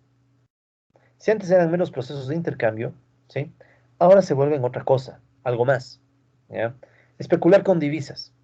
En especulación con divisas, ¿qué es lo que se hace? O sea, básicamente tú compras divisas aprovechando o tratando o con expectativa, ¿no? La especulación pura, esperando que la divisa se mueva a tu favor, ¿no? Si tú compraste una divisa, ¿qué esperas? Comprarla barata para venderla cara, ¿sí? Entonces, y así es en esencia toda la especulación financiera. De hecho, verán, esto es tan peculiar y de hecho es tan llamativo que uno hasta se puede meter a aprender a programar en R, en Python. Yo me acuerdo que hace unos años programaba en Python estas cosas. O sea, tú podías programar diciéndole a tu programita, ¿no? Si la acción sube de precio tanto tiempo, compra. Si la acción empieza a caer tantos días, vende antes de que caiga más. Sube, compra, pero es automático. Y claro, ¿no? Uno emocionado, como a veces uno recién sale de la U y cree que sabe algo cuando sale de la U, cuando en realidad uno no sabe nada. ¿Qué pasa? Yo emocionado creyendo que ya aprendí a programar para ganar mucho dinero, especulando en la bolsa de valores, ¿no? Y seguíamos un curso, ¿no? Bien chévere. Yo seguí un curso así de esos de programación, además. Y luego, ¿qué pasa? Luego, cuando te pones a leer más y te das cuenta cómo trabajan los grandes brokers, haz de cuenta que esto es un juego de niños. Ellos tienen máquinas que programan las transacciones al segundo, al milisegundo, ya se están dadas las transacciones. O sea, todo está programado. O sea, tienes megacomputadores que están recibiendo noticias, informaciones, todo, y ellos ya están tomando la decisión de compra, vende, compra, vende, compra, vende. Entonces, ya la lógica del dinero como meramente intercambio se acabó. Y el dinero, el capital y demás adquiere nuevas lógicas, ¿sí? O sea, adquiere una cosa, o sea, las interacciones se vuelven bien complejas y se vuelven interacciones de locos. O sea, la gente está al segundo. Noticia que llega, noticia que utilizan para ver si vale o no comprar o vender una acción, ¿sí? Entonces, imagínate que tienes grandes máquinas, grandes computadores, de los más sofisticados, haciendo todos estos cálculos con el dinero, pero no para hacer intercambios, sino para saber cuándo compro, cuándo vendo, cuándo gano, cuándo debo ganar, cuándo voy a ganar, cuándo creo que voy a perder, cuándo compro, cuándo vendo, ¿sabes? Es una locura, sí, es una locura. Por eso es que a veces cuando yo vuelvo a mis pasos y digo, a ver, ¿qué estaba aprendiendo yo? A hacer un programita en una computadora personal todavía, para que la computadora personal me diga, compra, vende, es una vergüenza. Y a veces esto le pasa a mucha gente, ¿no? Que que se deja engañar por estos Forex y no sé qué cosas. Dicen, ay, qué bestia, estoy aprendiendo a especular en la bolsa. ¿Qué especular en la bolsa ni que nada? Resulta que esto, es que imaginen, se juegan millones de dólares.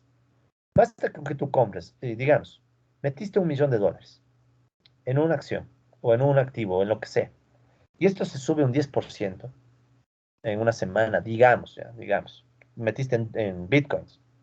¿Ya? Claro, Bitcoin es un poco más complejo, ¿no? Para ser franco, ni entiendo bien cómo funcionan los Bitcoins, pero mucha gente tampoco entiende, o sea, al menos ahí me cubro. Pero bueno, un poquito tengo la idea general, pero pon un ejemplo, se te sube el precio 10%. Solo eso ya son $100.000. $100.000. O sea, tranquilamente con un alza del 10% ya son $100.000. Claro que un alza del 10% es importante, pero por ejemplo en la Bitcoin está pasando a cada rato. Entonces, ¿qué pasa? Que mucha gente sabe que aquí se juegan miles y millones de dólares. No van a meter la mejor capacidad computacional, las mejores computadoras, los mejores matemáticos para predecir y todo lo que tú te imagines. Claro. De hecho, mucha gente especializada en matemáticas, sacada PhD en matemáticas, terminan acá, en la bolsa de valores, porque estos son los que mueven esas dinámicas. Entonces, si ven, se vuelve todo un mundo donde las finanzas dominan, ¿no? Pero dominan a ese nivel. Entonces, obviamente, el pobre Marx, que iba a llegar a eso, ¿no? Si el pobre Marx a las duras penas sabía sumar, restar y un poquito más y nada más, ni cálculo podía bien Marx. ¿Le vas a meter en este mundo? No, obviamente no. Entonces esa es la idea. O sea, el mundo del dinero se transforma en un mundo súper complejo de relaciones mercantiles, ¿sí? Pero mercancías bien sofisticadas, no es que se transan papas y ya. Bueno, aunque se pueden transar materias primas, ¿no? Pero con su sofisticación, ¿no? ¿Qué vamos a ver? Entonces, en ese sentido, la financiarización es entendida como parte del propio desarrollo del capitalismo, no su distorsión, ¿sí? Este es otro punto interesante que yo estoy de acuerdo con Brian et al. Ellos dicen, hay mucha gente que suele decir, no, es que las finanzas son una distorsión del sistema y las finanzas están separadas de la economía real. O sea, como que mucha gente dice eso. Lo que ellos dicen es, no, este es el siguiente paso del capitalismo. Recuerden que el capitalismo busca transformar en mercancía todo. ¿Qué pasa cuando el capitalismo transforma la mercancía al riesgo? O sea, cuando el propio riesgo financiero es mercancía, tienes las bolsas de valores. Entonces, ¿qué pasa? Resultado, ¡pum! Todo el mundo financiero no es más que otro avance del capitalismo. ¿Sí? Y si ustedes se acuerdan de lo que planteamos las clases pasadas sobre el imperialismo, todo cuadra. O sea, básicamente el imperialismo es eso. Es el imperio, pero no el imperio romano o el imperio, no, es el imperio de los capitales financieros, muchos de los cuales están metidos aquí, en el mundo financiero. Por eso es que tú ves cotizando en la bolsa de valores a los grandes, Apple, Amazon, Microsoft, Facebook, Alphabet, o sea, todos aquí cotizando en la bolsa de valores, hasta Johnson y demás, hasta empresas de armas, empresas de seguridad, todo lo que te imagines. Hasta el agua empezó a cotizar en la bolsa de valores de Nueva York, hasta el agua. Entonces, básicamente es como que el mercado financiero está ayudándole al capitalismo a transformar en mercancías más y más cosas. ¿Sí? Es como que ese poder de volver todo mercancía, ¿sí? Volver todo mercancía, o sea, hacer todo mercancía, todo M, se está extendiendo y se expande exponencialmente con los mercados financieros. Entonces, no es que los mercados financieros son una distorsión, son más bien un grado más avanzado del propio capitalismo, ¿sí?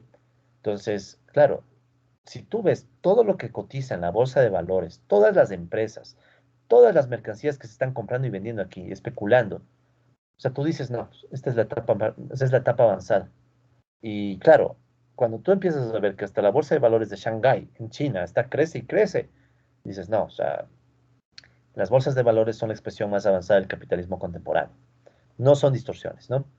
Y obviamente, a través de esta financiarización, surgen tendencias, ¿no? Que pueden diferir según la sociedad que estudiemos. ¿Por qué? Claro, por ejemplo, ¿no? El propio sistema crediticio, el que Marx todavía pudo estudiar, está avanzado en diferentes niveles en diferentes países, ¿no? En el Ecuador, la bolsa de valores no es representativa, ¿no? O sea, no es un gran mercado dinámico ni nada. Ni siquiera en Latinoamérica. O sea, Colombia nomás ya nos pasa en la bolsa de valores. Pero en cambio, por ejemplo, la bolsa de valores de Nueva York se mantiene como el tope. También tienes el Nasdaq, que es más de tecnologías. Tienes también toda la bolsa de valores de Shanghái. Tienes también la bolsa de valores de Frankfurt en Alemania, y así, ¿no? O sea, tienen diferentes bolsas de valores y diferentes indicadores, ¿sí? El Dow Jones es un indicador, el Nasdaq es otro indicador, el Standard Poor's es otro indicador, entonces hay diferentes niveles, ¿no? O sea, eso también hay que destacar, o sea, tiene diferentes niveles de evolución, que depende de las sociedades. Entonces, obviamente, en sociedades como las nuestras, periféricas, dependientes, productoras de materias primas, nosotros solo somos una consecuencia de esto. Por ejemplo, dentro de la Bolsa de Valores de Nueva York se negocia el crudo WTI, el West Texas Intermediate, que es precisamente el crudo de referencia para el Ecuador. O sea, nuestro precio del petróleo se cotiza en Nueva York. De hecho, haciendo un ejemplo rápido, si ustedes se van, ¿se acuerdan que nosotros ya en la clase pasada les presenté el UK Live Charts, ¿no? Ahí está. ¿Recuerdan que yo la clase de ayer ya les hablé un poco de esta página? Sí, hay varias páginas de estas. No, esta es una que escogí porque me parece bastante práctica. Hoy ha tenido una caída. Esta del Standard Poor's. Entonces resulta que en la misma bolsa de valores de Nueva York se cotizan cosas como el propio petróleo, donde está Crude Oil Chart. O sea que ustedes pueden encontrar la cotización al minuto del precio del petróleo, porque el petróleo de Texas, el West Texas, el WTI, el West Texas Intermediate, que es el que sirve de referencia para el Ecuador. Normalmente en el Ecuador a este precio del petróleo se le pone un castigo. O sea, no suelen bajar entre $5, $8. Depende, ¿no? Aunque a veces ese castigo es mentiroso, porque ha habido épocas que nos hemos vendido con premio nuestro precio del petróleo. En el 2013 creo que vendimos con premio, no con castigo. El castigo también es más especulación. Pero bueno, aquí ustedes pueden ver, por ejemplo, ahorita el precio del petróleo está en $75 el barril. Al ecuatoriano debe estar en un 68, 70, bueno, pone 68, más o menos. Esto también se negocia ahí. Eso también se negocia en la Bolsa de Valores de Nueva York. Eh, Veámosle así el histórico muy rápido para que más o menos vean, porque de hecho aquí hay un tema bien interesante que igual, ojalá algún día pueda.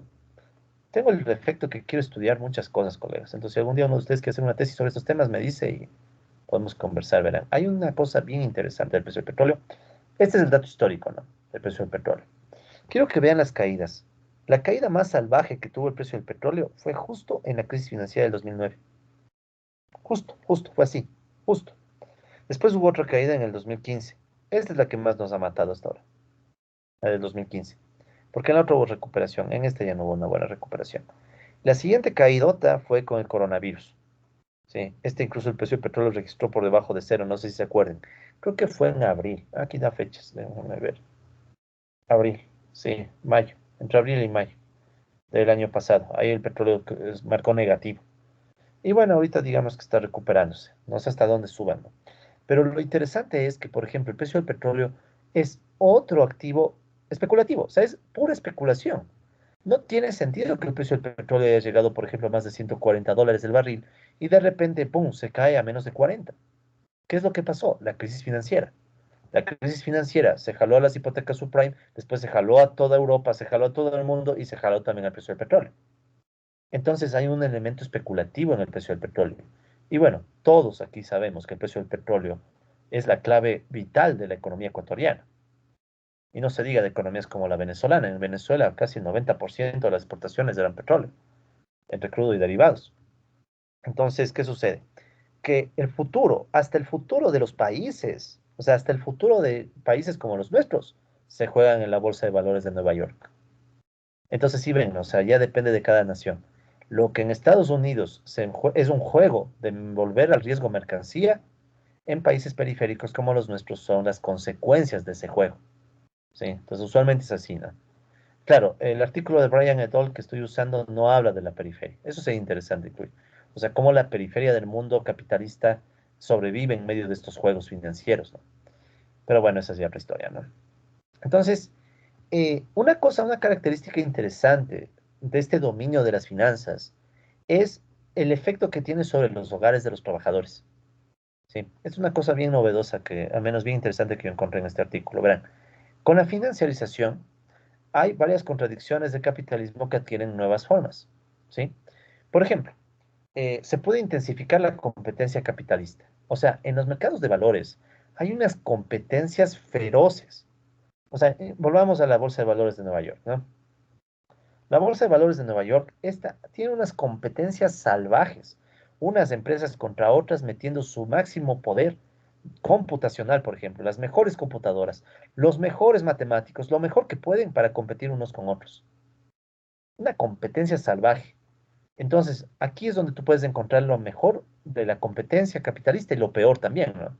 De hecho, ustedes recordarán del documental Inside Job que dicen que chuta, los agentes de bolsa, y los brokers y todos los que trabajan ahí viven en una tensión tan salvaje que pasan muchas veces drogados, o sea, pegándose cocaína cada rato para seguir ahí activos y bueno, no sé ni qué hablar de toda la red de prostitución que hay detrás, o sea, es todo un mundo, es todo un mundo salido de la realidad, ¿no? En donde tienes al mismo tiempo sexo, droga, poder, ambiciones, vínculos con gobiernos, o sea, tienes todo, ¿no? Ahí mismo. Entonces la competencia capitalista se vuelve ya extrema, ¿no? Salvaje, ¿sí? Pero también le da cierto toque de misticismo y por eso es que también es el lado mítico, ¿no? Qué bestia, qué lindo ser el lobo de Wall Street, ¿no? Y poder estar en ese mundo, negociar con tanto dinero, pero claro, es bonito hasta que pierdes, ¿verdad? En la crisis del 29, en la Gran Depresión, cuando fue el Jueves Negro y todo se fue al diablo, muchos agentes de bolsa, ya en esa época ya había la bolsa de valores, no con el nivel de actual de avance, pero ya vi, pero muchos simplemente se suicidaban. Simplemente se lanzaban cuando veían la crisis. ¿Por qué? Porque claro, ellos muchas veces ni siquiera eran los dueños del dinero. Muchas veces ellos eran los que negociaban con el dinero de terceros. Imagínate que un montón de gente puso millones de dólares a tu responsabilidad. Tú metiste en una inversión que parecía segura y bururum, llega la mega crisis. Mucha plata se pierde, mucho dinero se esfuma. Entonces unos cuantos agentes de bolsa así mismo terminan suicidándose. ¿Sí? O sea, ya de tal cantidad de dinero perdido en las crisis que muchos se suicidan. O sea, es un mundo loco, o sea, es un mundo salido de nuestras concepciones convencionales, ¿no? Si quieres, es como cuando la central está en fiesta, la Facultad de Economía, ¿no? Entonces ahí es el pandemonio, ¿no? Es algo parecido, ¿no? Es el mundo de Wall Street. Entonces, en definitiva, esa es la idea de la financiarización. La competencia se vuelve salvaje. ¿Qué más se vuelve salvaje? El cálculo. El cálculo capitalista y financiero, ¿sí? Se vuelve tenaz, pero no se queda en Wall Street. Este cálculo financiero también se inserta en los hogares de los trabajadores. Esto es tenaz, porque claro, uno dice, bueno, ese es Wall Street, el mundo de las finanzas y ya, que bueno, tal vez, que fue interesante que algunos de ustedes algún día terminen allá, ¿no? Pero es muy duro, o sea, normalmente allá esperan ya matemáticos, o sea, economistas matemáticos, pero matemáticos ya a un nivel salvaje, ¿no? O sea, no es de chiste, o sea, no es como dijo cierto candidato presidencial ecuatoriano que estaría en Wall Street si le dejaran o si lo hubiera querido, no es así. O sea, esto es algo serio, o sea, son matemáticos de verdad, PhDs matemáticos que pueden hacer todo su PhD solo para estudiar una ecuación para un activo financiero. O sea, a ese nivel, imagino. Matemáticos sacando PhD para entender una ecuación de un activo financiero, porque el problema es que los activos financieros son activos que muchas veces, como los derivados que vamos a ver, que dependen del precio de otras acciones. Por ejemplo, tú puedes, bueno, ya vamos a hablar de esto cuando veamos. A ver, les adelanto un poco. Estos son los usualmente llamados derivados financieros. Ya les vamos a definir, pero me adelanto, ¿no? Los derivados financieros se llaman derivados porque su valor depende del valor de otros productos. Dígase, el precio del petróleo. O pueden combinar. O sea, digamos que este es un papel, un contrato, cuyo valor depende del precio del petróleo combinado con, digamos, hipotecas. Hipotecas en Estados Unidos. Y le puedes combinar también con, digamos, deuda externa de algún país. ¿Por qué no? Y con lo que puedas y lo que quieras. O sea, tú puedes meter aquí todo lo que quieras y sacas un índice matemático, ¿sí? Que ese índice más o menos te dice, ok, el precio de este derivado va a ser la combinación del precio del petróleo y otras cosas y otras cosas. O sea, te mandas tú un modelo matemático para construir este derivado financiero.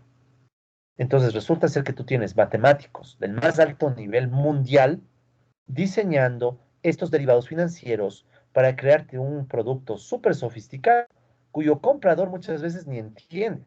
Pero no le importa, porque ¿qué quiere el comprador? El precio. Entonces, ¿qué hace el comprador? Compra esta cosa tan sofisticada que ni entiende, con unas fórmulas matemáticas horrorosas, porque son horrorosas. Cualquier cosa que veamos en series temporales es nada versus lo que está aquí. Es nada. Y resulta ser que ese precio después fluctúa, porque se mueven algunos de estos factores y todo. Y haz de cuenta que no compran uno, compran varios derivados. Entonces, ustedes ya se pueden imaginar la sofisticación del cálculo de la matemática, del análisis que está ahí dentro. Es brutal. Pero repito, ese análisis, ese cálculo, no se queda en Wall Street, no se queda en las bolsas de valores. Terminan llevándose también a los hogares. Claro, en los hogares la cosa es menos glamorosa, porque ¿cómo llegan las finanzas a los hogares? Entonces llegan a través del crédito, ¿sí? Entonces, lo que en Wall Street es un negocio, es un juego de riesgo, que plata, que esto, que drogas, que mujeres, que lo que sea, sobre todo porque para colmo de males hay estructuras patriarcales ahí metidas, pero a doquier, ¿no? El típico agente de bolsa de valores es un hombre blanco y toda la cosa que tú quieras, ¿no? O sea, todos los patrones de poder están metidos ahí, ¿no? Machista, patriarcal, europeizado o agringado, o sea, todo ahí junto, ¿no? Todo ahí junto. Pero bueno, en cambio en los hogares no hay tanto glamour, no hay todo toda esa cosa, toda esa parafernalia, todo ese elemento místico.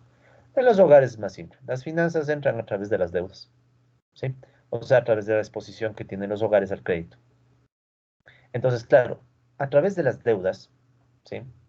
Aquí dejemos en claro eso, ¿no? Ta, ta, ta. Entonces, la exposición al crédito y las deudas, ¿no? Ahí es como entran las finanzas o la financiarización en los hogares de los trabajadores. Esto es más realista en nuestra realidad incluso. ¿Cuántos hogares, no solo en Estados Unidos, en Europa, en el mundo, cuántos hogares de trabajadores hoy por hoy están asfixiados de deudas? Y claro, les toca hacer sus propios cálculos financieros, ¿sí? Están ahí involucrados los cálculos financieros porque muchas deudas dependen de la tasa de interés y ya con que dependa de la tasa de interés ya te toca estar preocupado, bueno, cómo está la tasa de interés, si van a subir, va a bajar. Aparte también los hogares dependen y están metidos en las finanzas cuando tienen, por ejemplo, que analizar la subsistencia para la vejez, las pensiones. Ahí también entran las finanzas. Entonces, esto es bien interesante, esto lo plantean ellos, Brian et al. Ellos dicen, claro, en el mundo financiero grande, Wall Street y demás, tenemos toda esta dinámica media loca, pero también en los hogares de los trabajadores comunes y corrientes, que somos la mayoría, ahí también entra la financiarización, pero a través de las deudas y también a través, por ejemplo, de las pensiones, las jubilaciones. También puede entrar, bueno, esto no lo dicen exactamente ellos, pero algo lo mencionan. También pueden entrar a través de los seguros de salud, seguros de salud, eh, jubilaciones, pensiones, etcétera. Es decir, también en los hogares de los trabajadores entran las finanzas. Y digamos que el más grave de todos es la deuda. ¿Sí? O sea, la deuda. O sea, es un problema financiero, la deuda. Y ese entra en los hogares de los trabajadores. Y algo que van a decir estos autores es bien tenaz, ¿no? Que vamos a ver en unos minutitos. Aparte también, a través de la deuda, los hogares también están obligados a más o menos tener una idea de cuál es su solvencia crediticia, ¿sí? Entonces, ¿qué pasa? Que también hasta la capacidad de pago de los hogares entra en los cálculos financieros, ¿sí? Dependiendo obviamente de la rentabilidad que puedan generar. Ahí viene el tema de los créditos subprime. En Estados Unidos al inicio no era tan fácil obtener créditos hipotecarios,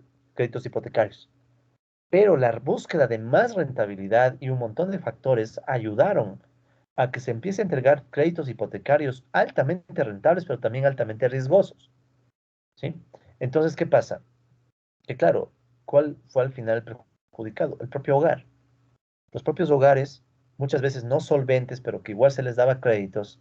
Después, cuando perdían el trabajo, perdían el ingreso, no podían pagar la hipoteca, ¿qué pasaba? Quedaban con deuda y aparte quedaban sin casa. Entonces vean eso, ¿no? O sea, cómo el juego de Wall Street, todo ese juego glamoroso y todo lo demás que se ve del un lado, de la una lado de la moneda, la cara, es la una cara de la moneda. Sí, es como que tú tuvieras una moneda de dos caras, ¿no? Entonces la una cara te está mostrando Wall Street, y los lobitos de Wall Street, qué lindo, ¿no? Que desea ser lobito de Wall Street algún día. Pero por otro lado tienes la deuda de los hogares, las deudas. Y los demás factores, ¿no? Las pensiones, jubilaciones, seguros de salud, etcétera. Entonces, es como que algo que pasa aquí termina afectando también acá. Las hipotecas subprime se cotizaron en la bolsa de valores. Entonces, claro, se empezó a entregar y a otorgar créditos irresponsablemente a todo el mundo. Pero bueno, por alguna razón fue, ¿no? No fue por locos. Esos créditos después sirvieron para hacer más negocio. Entonces, como ustedes pueden ver, básicamente es una mezcla, ¿no? Es como que con la financiarización, eh, el problema de las finanzas va adquiriendo diferentes niveles. Unos en las grandes finanzas y otros en las finanzas de los hogares, ¿sí? Y bueno, los hogares también se terminan volviendo o terminan sufriendo de un conjunto de exposiciones financieras, ¿sí? Y bueno, aquí está, digamos, un poco más desglosado, ¿no? ¿Qué nomás enfrentan los hogares? Hipotecas, les toca estimar la capacidad de pago, créditos de consumo, ahí les toca elegir tasas de interés, fijas o flotantes, manejo de los plazos, eso es tenaz. O sea, los hogares les toca hacer los cálculos de, bueno, me endeudo a cuántos años, hasta cuánto me quiere dar el banco, cuál es el plazo mínimo y todo, cosas así, ¿no? También hay otros temas. A veces los hogares tienen que hacerse cargo de la administración financiera de temas abandonadas por el Estado, por ejemplo, los seguros de salud o la inversión en educación. Temas de salud. Hay países como Estados Unidos donde la salud no es gratuita para nada. Entonces tú tienes que estar más o menos acorde y ver con tu plata cuál plan de seguro de salud puedes comprar. Pero en el Ecuador también hay, ¿no? También hay planes de seguro privados, pero no son tan comunes como en Estados Unidos, es una barbaridad. Si tú te enfermas y no tienes un seguro de salud, sí, te atienden y todo, y después te sale una cuenta espantosa. Hay mucha gente que fue atendida por el coronavirus, llegó a cuidados intensivos, todo, y después salían con cuentas de 100.000, 200.000, 300.000 dólares. O sea, una barbaridad. Eso por el lado de la salud, la educación. Muchos hogares tienen que endeudarse para educarse, sobre todo cuando los estados dejan de contribuir, dejan de pagar y reconocer a la educación como derecho y más bien te empiezan a cobrar la educación. En Chile, por ejemplo, esto es más local o más regional. En Chile, yo me acuerdo que estuve en Chile hace unos años, en la mitad de las protestas, y había gente que reclamaba que cómo es posible que para estudiar una carrera tenían que endeudarse casi que de por vida. Entonces, ¿qué pasa? Que ellos se endeudaban de por vida para seguir una carrera, terminaban la carrera y después no tenían ni trabajo y ya tenían la deuda encima. Ahora, esto poco a poco está dándose en otros países, en Ecuador. Yo me acuerdo cuando la gratuidad de la educación empezaba, todo era gratuito, absolutamente todo. Ahora, ¿qué sucede? Ahora sucede que, por ejemplo, ustedes ya les empiezan a cobrar cuando pierden alguna materia y cosas así, y cada vez los costos son más altos. Con el tiempo puede perderse la gratuidad dependiendo de dónde va este país, más aún con el gobierno banquero que tenemos ahora, ¿no? Aunque lo mismo hubiera pasado con los otros, no nos engañemos. Entonces, ¿qué pasa? Que cuando el Estado deja de invertir en educación, se vuelve otro problema financiero para los hogares, endeudarse para poder educarse. Esto ya pasó, por ejemplo, con becarios en el Ecuador. Muchos becarios recibieron, claro, becas del gobierno para estudiar en el exterior. ¿Y qué pasó? El gobierno empezó a dejar de pagar las becas. Y entonces mucha gente se quedó sin recursos. Los que pudieron empezaron a pagar con su propia plata a través de créditos externos, ¿no? O sea, hipotecaron la casa o buscaron algún, vendieron algún activo o se endeudaron con el banco para tratar de mantener la educación. Y hubo mucha gente que no pudo seguir y después, ¿qué pasó? No terminó de educarse, quedó endeudada, ¿sí? Y aparte, con problemas hasta con el propio gobierno. O sea, cuando el gobierno, cuando el Estado deja de garantizar ciertos derechos, también puede volverse un problema financiero para los hogares. ¿Qué más? Bueno, también hay hogares que invierten en portafolios y también, más que nada, esto suele ser para financiar pensiones. Esto es tenaz, ¿verdad? En Chile, por ejemplo, igual, en las famosas AFP. O sea, en Chile la jubilación, bueno, se está empezando a cambiar eso, pero en la jubilación hay un sistema privado. O sea, tú pones tu plata no en el seguro social como se hace en el Ecuador, digamos, o como todavía se hace, toca ver qué pasa, sino que usualmente los chilenos ponen su plata o ponen su plata en empresas privadas. Y supuestamente las empresas privadas son las que cogen la plata de la gente e invierten, supuestamente para que les quede una buena cantidad de recursos para la jubilación, para las pensiones. Esas son las AFP. Problema, muchas empresas cogieron la plata de la gente, hicieron, entre comillas, malas inversiones, perdían y la pérdida les trasladaban a las personas. En cambio, cuando estas empresas ganaban, muchas de las ganancias no se les reportaba a la gente. Entonces, ¿qué pasa? Que venía el abuso. Entonces, el problema financiero ya no es tan exuberante, ahora es un problema más bien jodido porque se está jugando la pensión de la gente. Entonces, otro lío financiero. ¿Qué otros líos financieros? Decisiones, por ejemplo, sobre la proporción del ingreso que el hogar debe destinar al pago de intereses de la deuda. Típico. Cuando un hogar se endeuda, ya le toca hacer el cálculo. A ver, me toca pagar la cuota del carro, por ejemplo. Sacaron un carro a crédito. Ya tengo que estar viendo el cálculo de, bueno, cuánto me toca pagar por la cuota del carro este mes. Y aparte sacaste crédito para alguna otra cosa. A veces no son cosas tan fuera de otro mundo. Basta con que un familiar se te enferme de coronavirus y no logres acceder al sistema de salud público porque está saturado y de la desesperación te metes a una clínica y firmas los papeles que sea con tal de que tu familiar salga. Después terminas con la mega deuda. Deudas tranquilamente de miles de dólares, 30.000, 40.000 dólares. Entonces, ¿qué pasa? Que ahí obviamente toca hacer alguna forma de pago. Y entonces tú, o sea, a lo que voy, los hogares están altamente, gracias a la financiarización, los hogares tienen una alta exposición al riesgo financiero, que claro, para las grandes empresas, los bancos, las instituciones financieras, es negocio. Entonces, digamos, esta es la otra cara de la moneda, ¿no? O sea, esa especulación, esa posibilidad de que Wall Street y sus versiones más locales, los grandes bancos, las financieras y demás, las tarjetas de crédito y todo, hagan negocio, es a cambio de que del otro lado tengamos gente que está hasta el cuello por las deudas. Y con el coronavirus esto se ha hecho peor, ¿sí? ¿Qué más? Bueno, también puede haber gente que trate de conseguir inversiones en nuevos productos financieros, ¿sí? O sea, sí hay hogares en Estados Unidos, sobre todo, que tratan de invertir en bolsa, pero normalmente tú inviertes en bolsa con un broker, o sea, tú un intermediario. O sea, tú no mismo no es que coges y compras, tú buscas una empresa que te haga el negocio. Entonces ya las mismas empresas te dicen, bueno, te voy a cobrar una comisión. Es lo mismo que las plataformas aquí. O sea, ustedes si algún rato tienen la oportunidad, busquen esas plataformas de Forex y alguna otra de esas y busquen la versión gratuita, ¿no? No irán a meter la plata, por Dios, no, no vayan a hacer eso. Y vayan a decirme, el profe de economía política me dijo que invierta en la bolsa, me dijo que invierta en Forex y aparte como nos da clases de series temporales, nos dijo que con eso vamos a hacer mucha plata. No, no se dejarán engañar. Lo que digo es buscarán la versión gratuita. Hay versiones gratuitas. Y traten de jugar con la versión gratuita. Ahí ustedes van a ver que incluso los hogares pueden acceder a estas inversiones, pero obviamente con comisión de un intermediario, ¿no? ¿Y qué más? Bueno, muchas veces los hogares pueden meterse en estas inversiones más bien para cubrir la exposición a otros riesgos. Por ejemplo, muchas, si me quedo sin trabajo, por ejemplo, pierden el empleo. Bueno, voy a tener esta posibilidad de estar cubierto a través de unos activos financieros, unas inversiones que tengo por ahí. Lo más básico es tener, por ejemplo, invertido en una póliza o en alguna cuenta a plazo fijo, ¿no? O sea, tú, digamos, pones tu dinero en el banco, lo pones en una inversión a plazo fijo y te dan un interés un poco más alto del convencional. No tan alto tampoco, en el Ecuador no hay muchos de esos. Entonces, esa es una de las típicas inversiones seguras, entre comillas, que pone la gente, ¿no? Pones en un fondo que no puedes sacar la plata de aquí a un año, digamos, o medio año, depende, ¿no? Y eso te puede ir capitalizando, entonces te van dando cierto interés. No es mucho, pero en otros lados suele ser un poco más, ¿sí? O también las casas.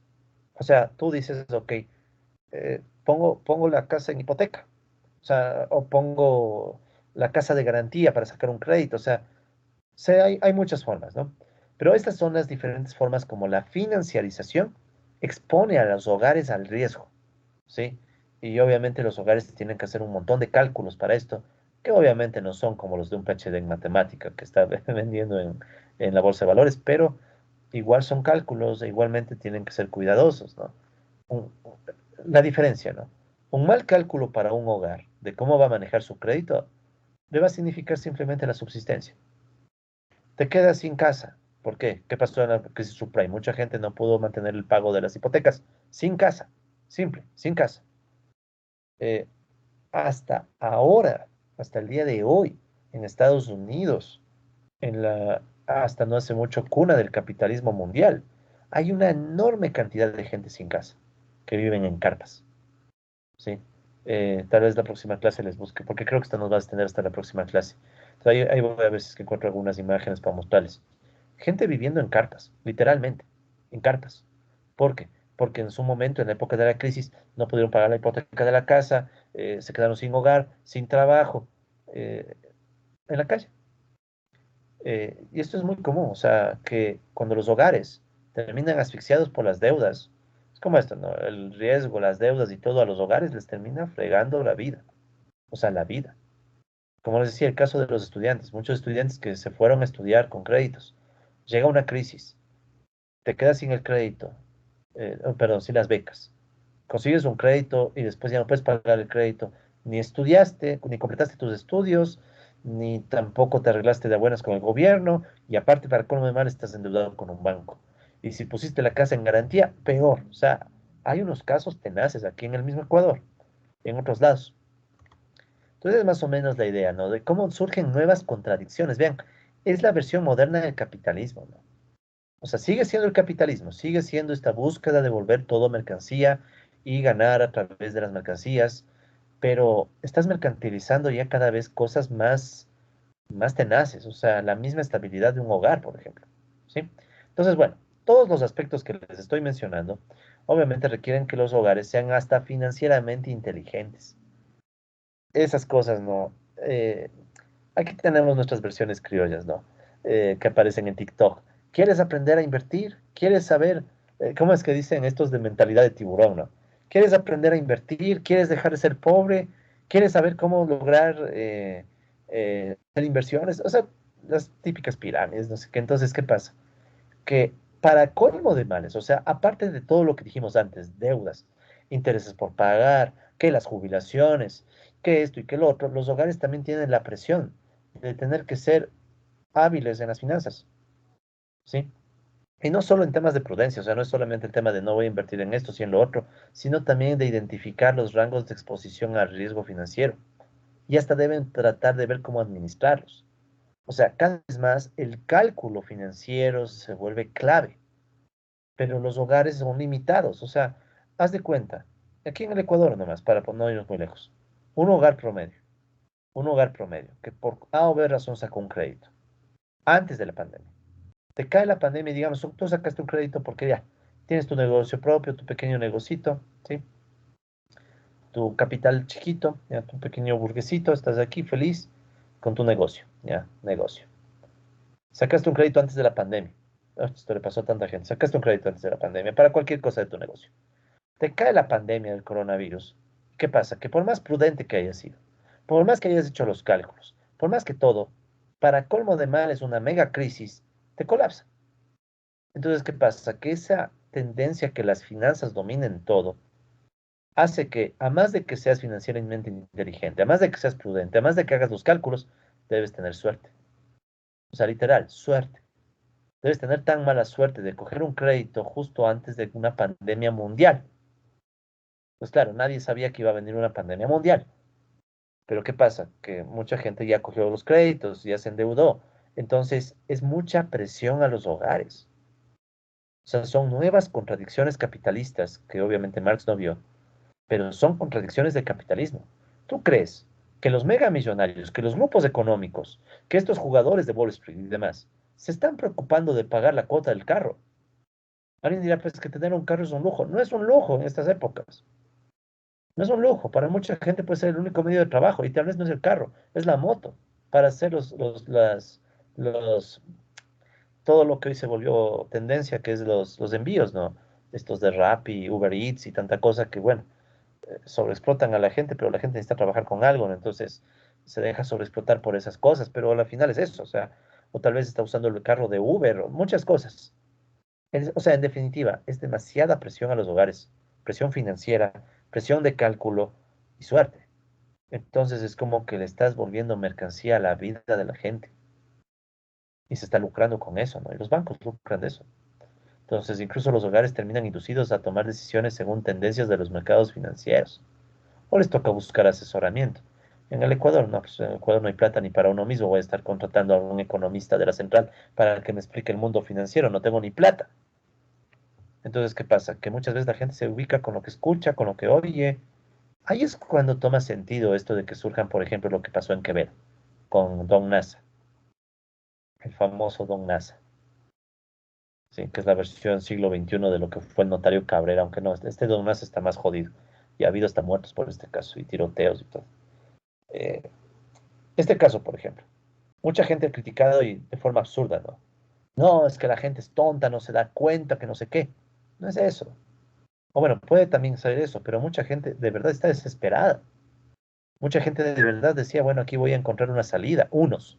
Otros, en cambio, se dejaron llevar por la exuberancia irracional.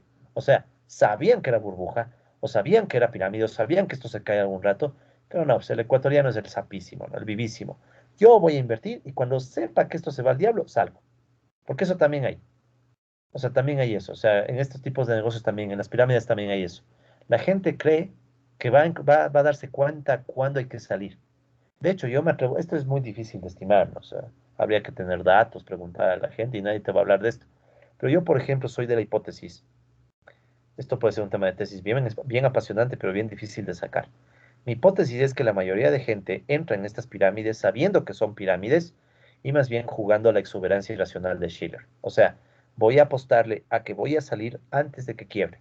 Soy lo suficientemente vivo para salirme justo en su momento. O sea, yo creo que más bien mucha gente jugaba a eso o juega a eso. Y es un tema que a veces, o sea, se le subestima mucho a la gente. La gente no es boba, no es tonta. O sea, muchas veces la gente lo que está es apostándole al riesgo. Algunos sí, porque tienen plata y quieren apostarle y es la ambición. Otros porque tal vez es todo lo que tienen. Hay gente que ha puesto en estas cosas todos los ahorros de su vida. Porque dicen, no, no arriesgues, o sea, imaginen en la familia diciendo, no arriesgues tanto y alguien dice, no, no, sí puedo, tranquilo, sí, vamos a sacar justo a tiempo, ya vas a ver. Es la oportunidad. Cosas así, ¿no? O sea, o sea, siendo crueles, ¿no? Con la financiarización, el capitalismo, de una u otra forma, está lucrando y volviendo mercancía la desesperación de la gente, ¿sí? Con las deudas, con todo eso, ¿no? Y para colmo le exige esta educación financiera, ¿no? O sea, es una cosa tenaz, porque aparte ya es hasta ideológica, ¿sí?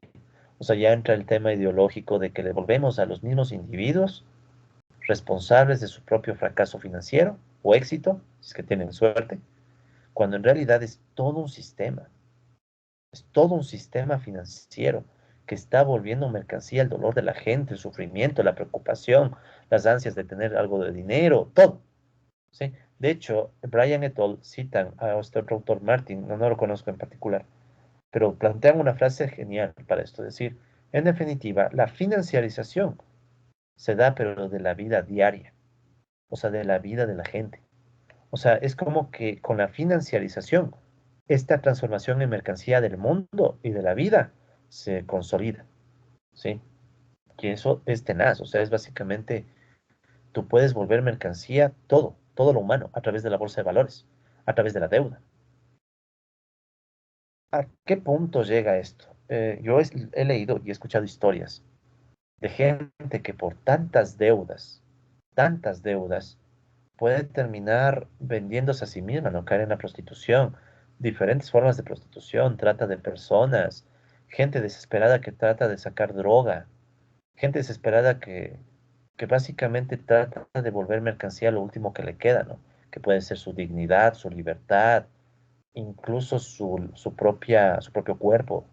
Es decir, la financiarización que al inicio se veía bien elegante, ¿no? Ah, que Wall Street, que los precios y todo tiene su lado tenaz. Y si aparte tomamos en cuenta que muchos flujos de la droga, del narcotráfico y demás, entran en estas bolsas de valores, entran en el sistema financiero, ya la cosa no es tan agradable, ¿no?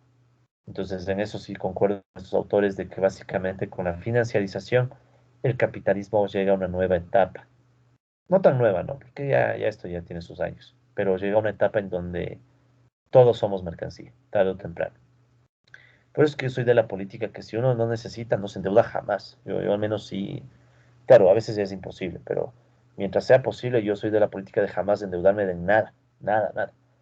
Les cuento una anécdota muy rápida, por ejemplo. Muchos conocidos o gente joven, cuando recién trabajan, de las primeras cosas que se compra es el carro, el automóvil, de los primeros. Y claro, el automóvil no es algo que pagas de inmediato, es un crédito. ¿Qué pasa? Que mucha gente sacó carros justo en la época antecitas de la crisis del 2015, por ejemplo. Quedó a malas, quedó mal. Perdían el trabajo y te quedas con la deuda. Entonces yo al menos soy de esa política. Pero bueno, es difícil, ¿no? O sea, yo puedo decir eso porque de una u otra forma no tengo cargas familiares y demás, pero hay gente que tiene que endeudarse hasta para poder darle de comer a su familia. O sea, a ese nivel les llega la financiarización. En fin, con esta idea de la financiarización de la vida diaria, creo que podemos dejarlo en este video. Y en el próximo video continuamos, no hay problema. Entonces, en el próximo video, para no ir al apuro, vamos a terminar de ver este tema de la financiarización. Pero ya ven, no, es una lectura ya más marxista. O sea, ya estamos viendo la contradicción entre dos clases sociales. Los capitalistas que pueden jugar al lobito de Wall Street aunque a veces pierden, y los hogares que terminan endeudados, entonces surge una nueva forma de explotación. Les explotas a los hogares con plusvalor y también les explotas a los hogares a través de los intereses de la deuda. ¿Sí? Entonces de eso ya vamos a profundizar más, colegas, pero eso será obviamente en el próximo video.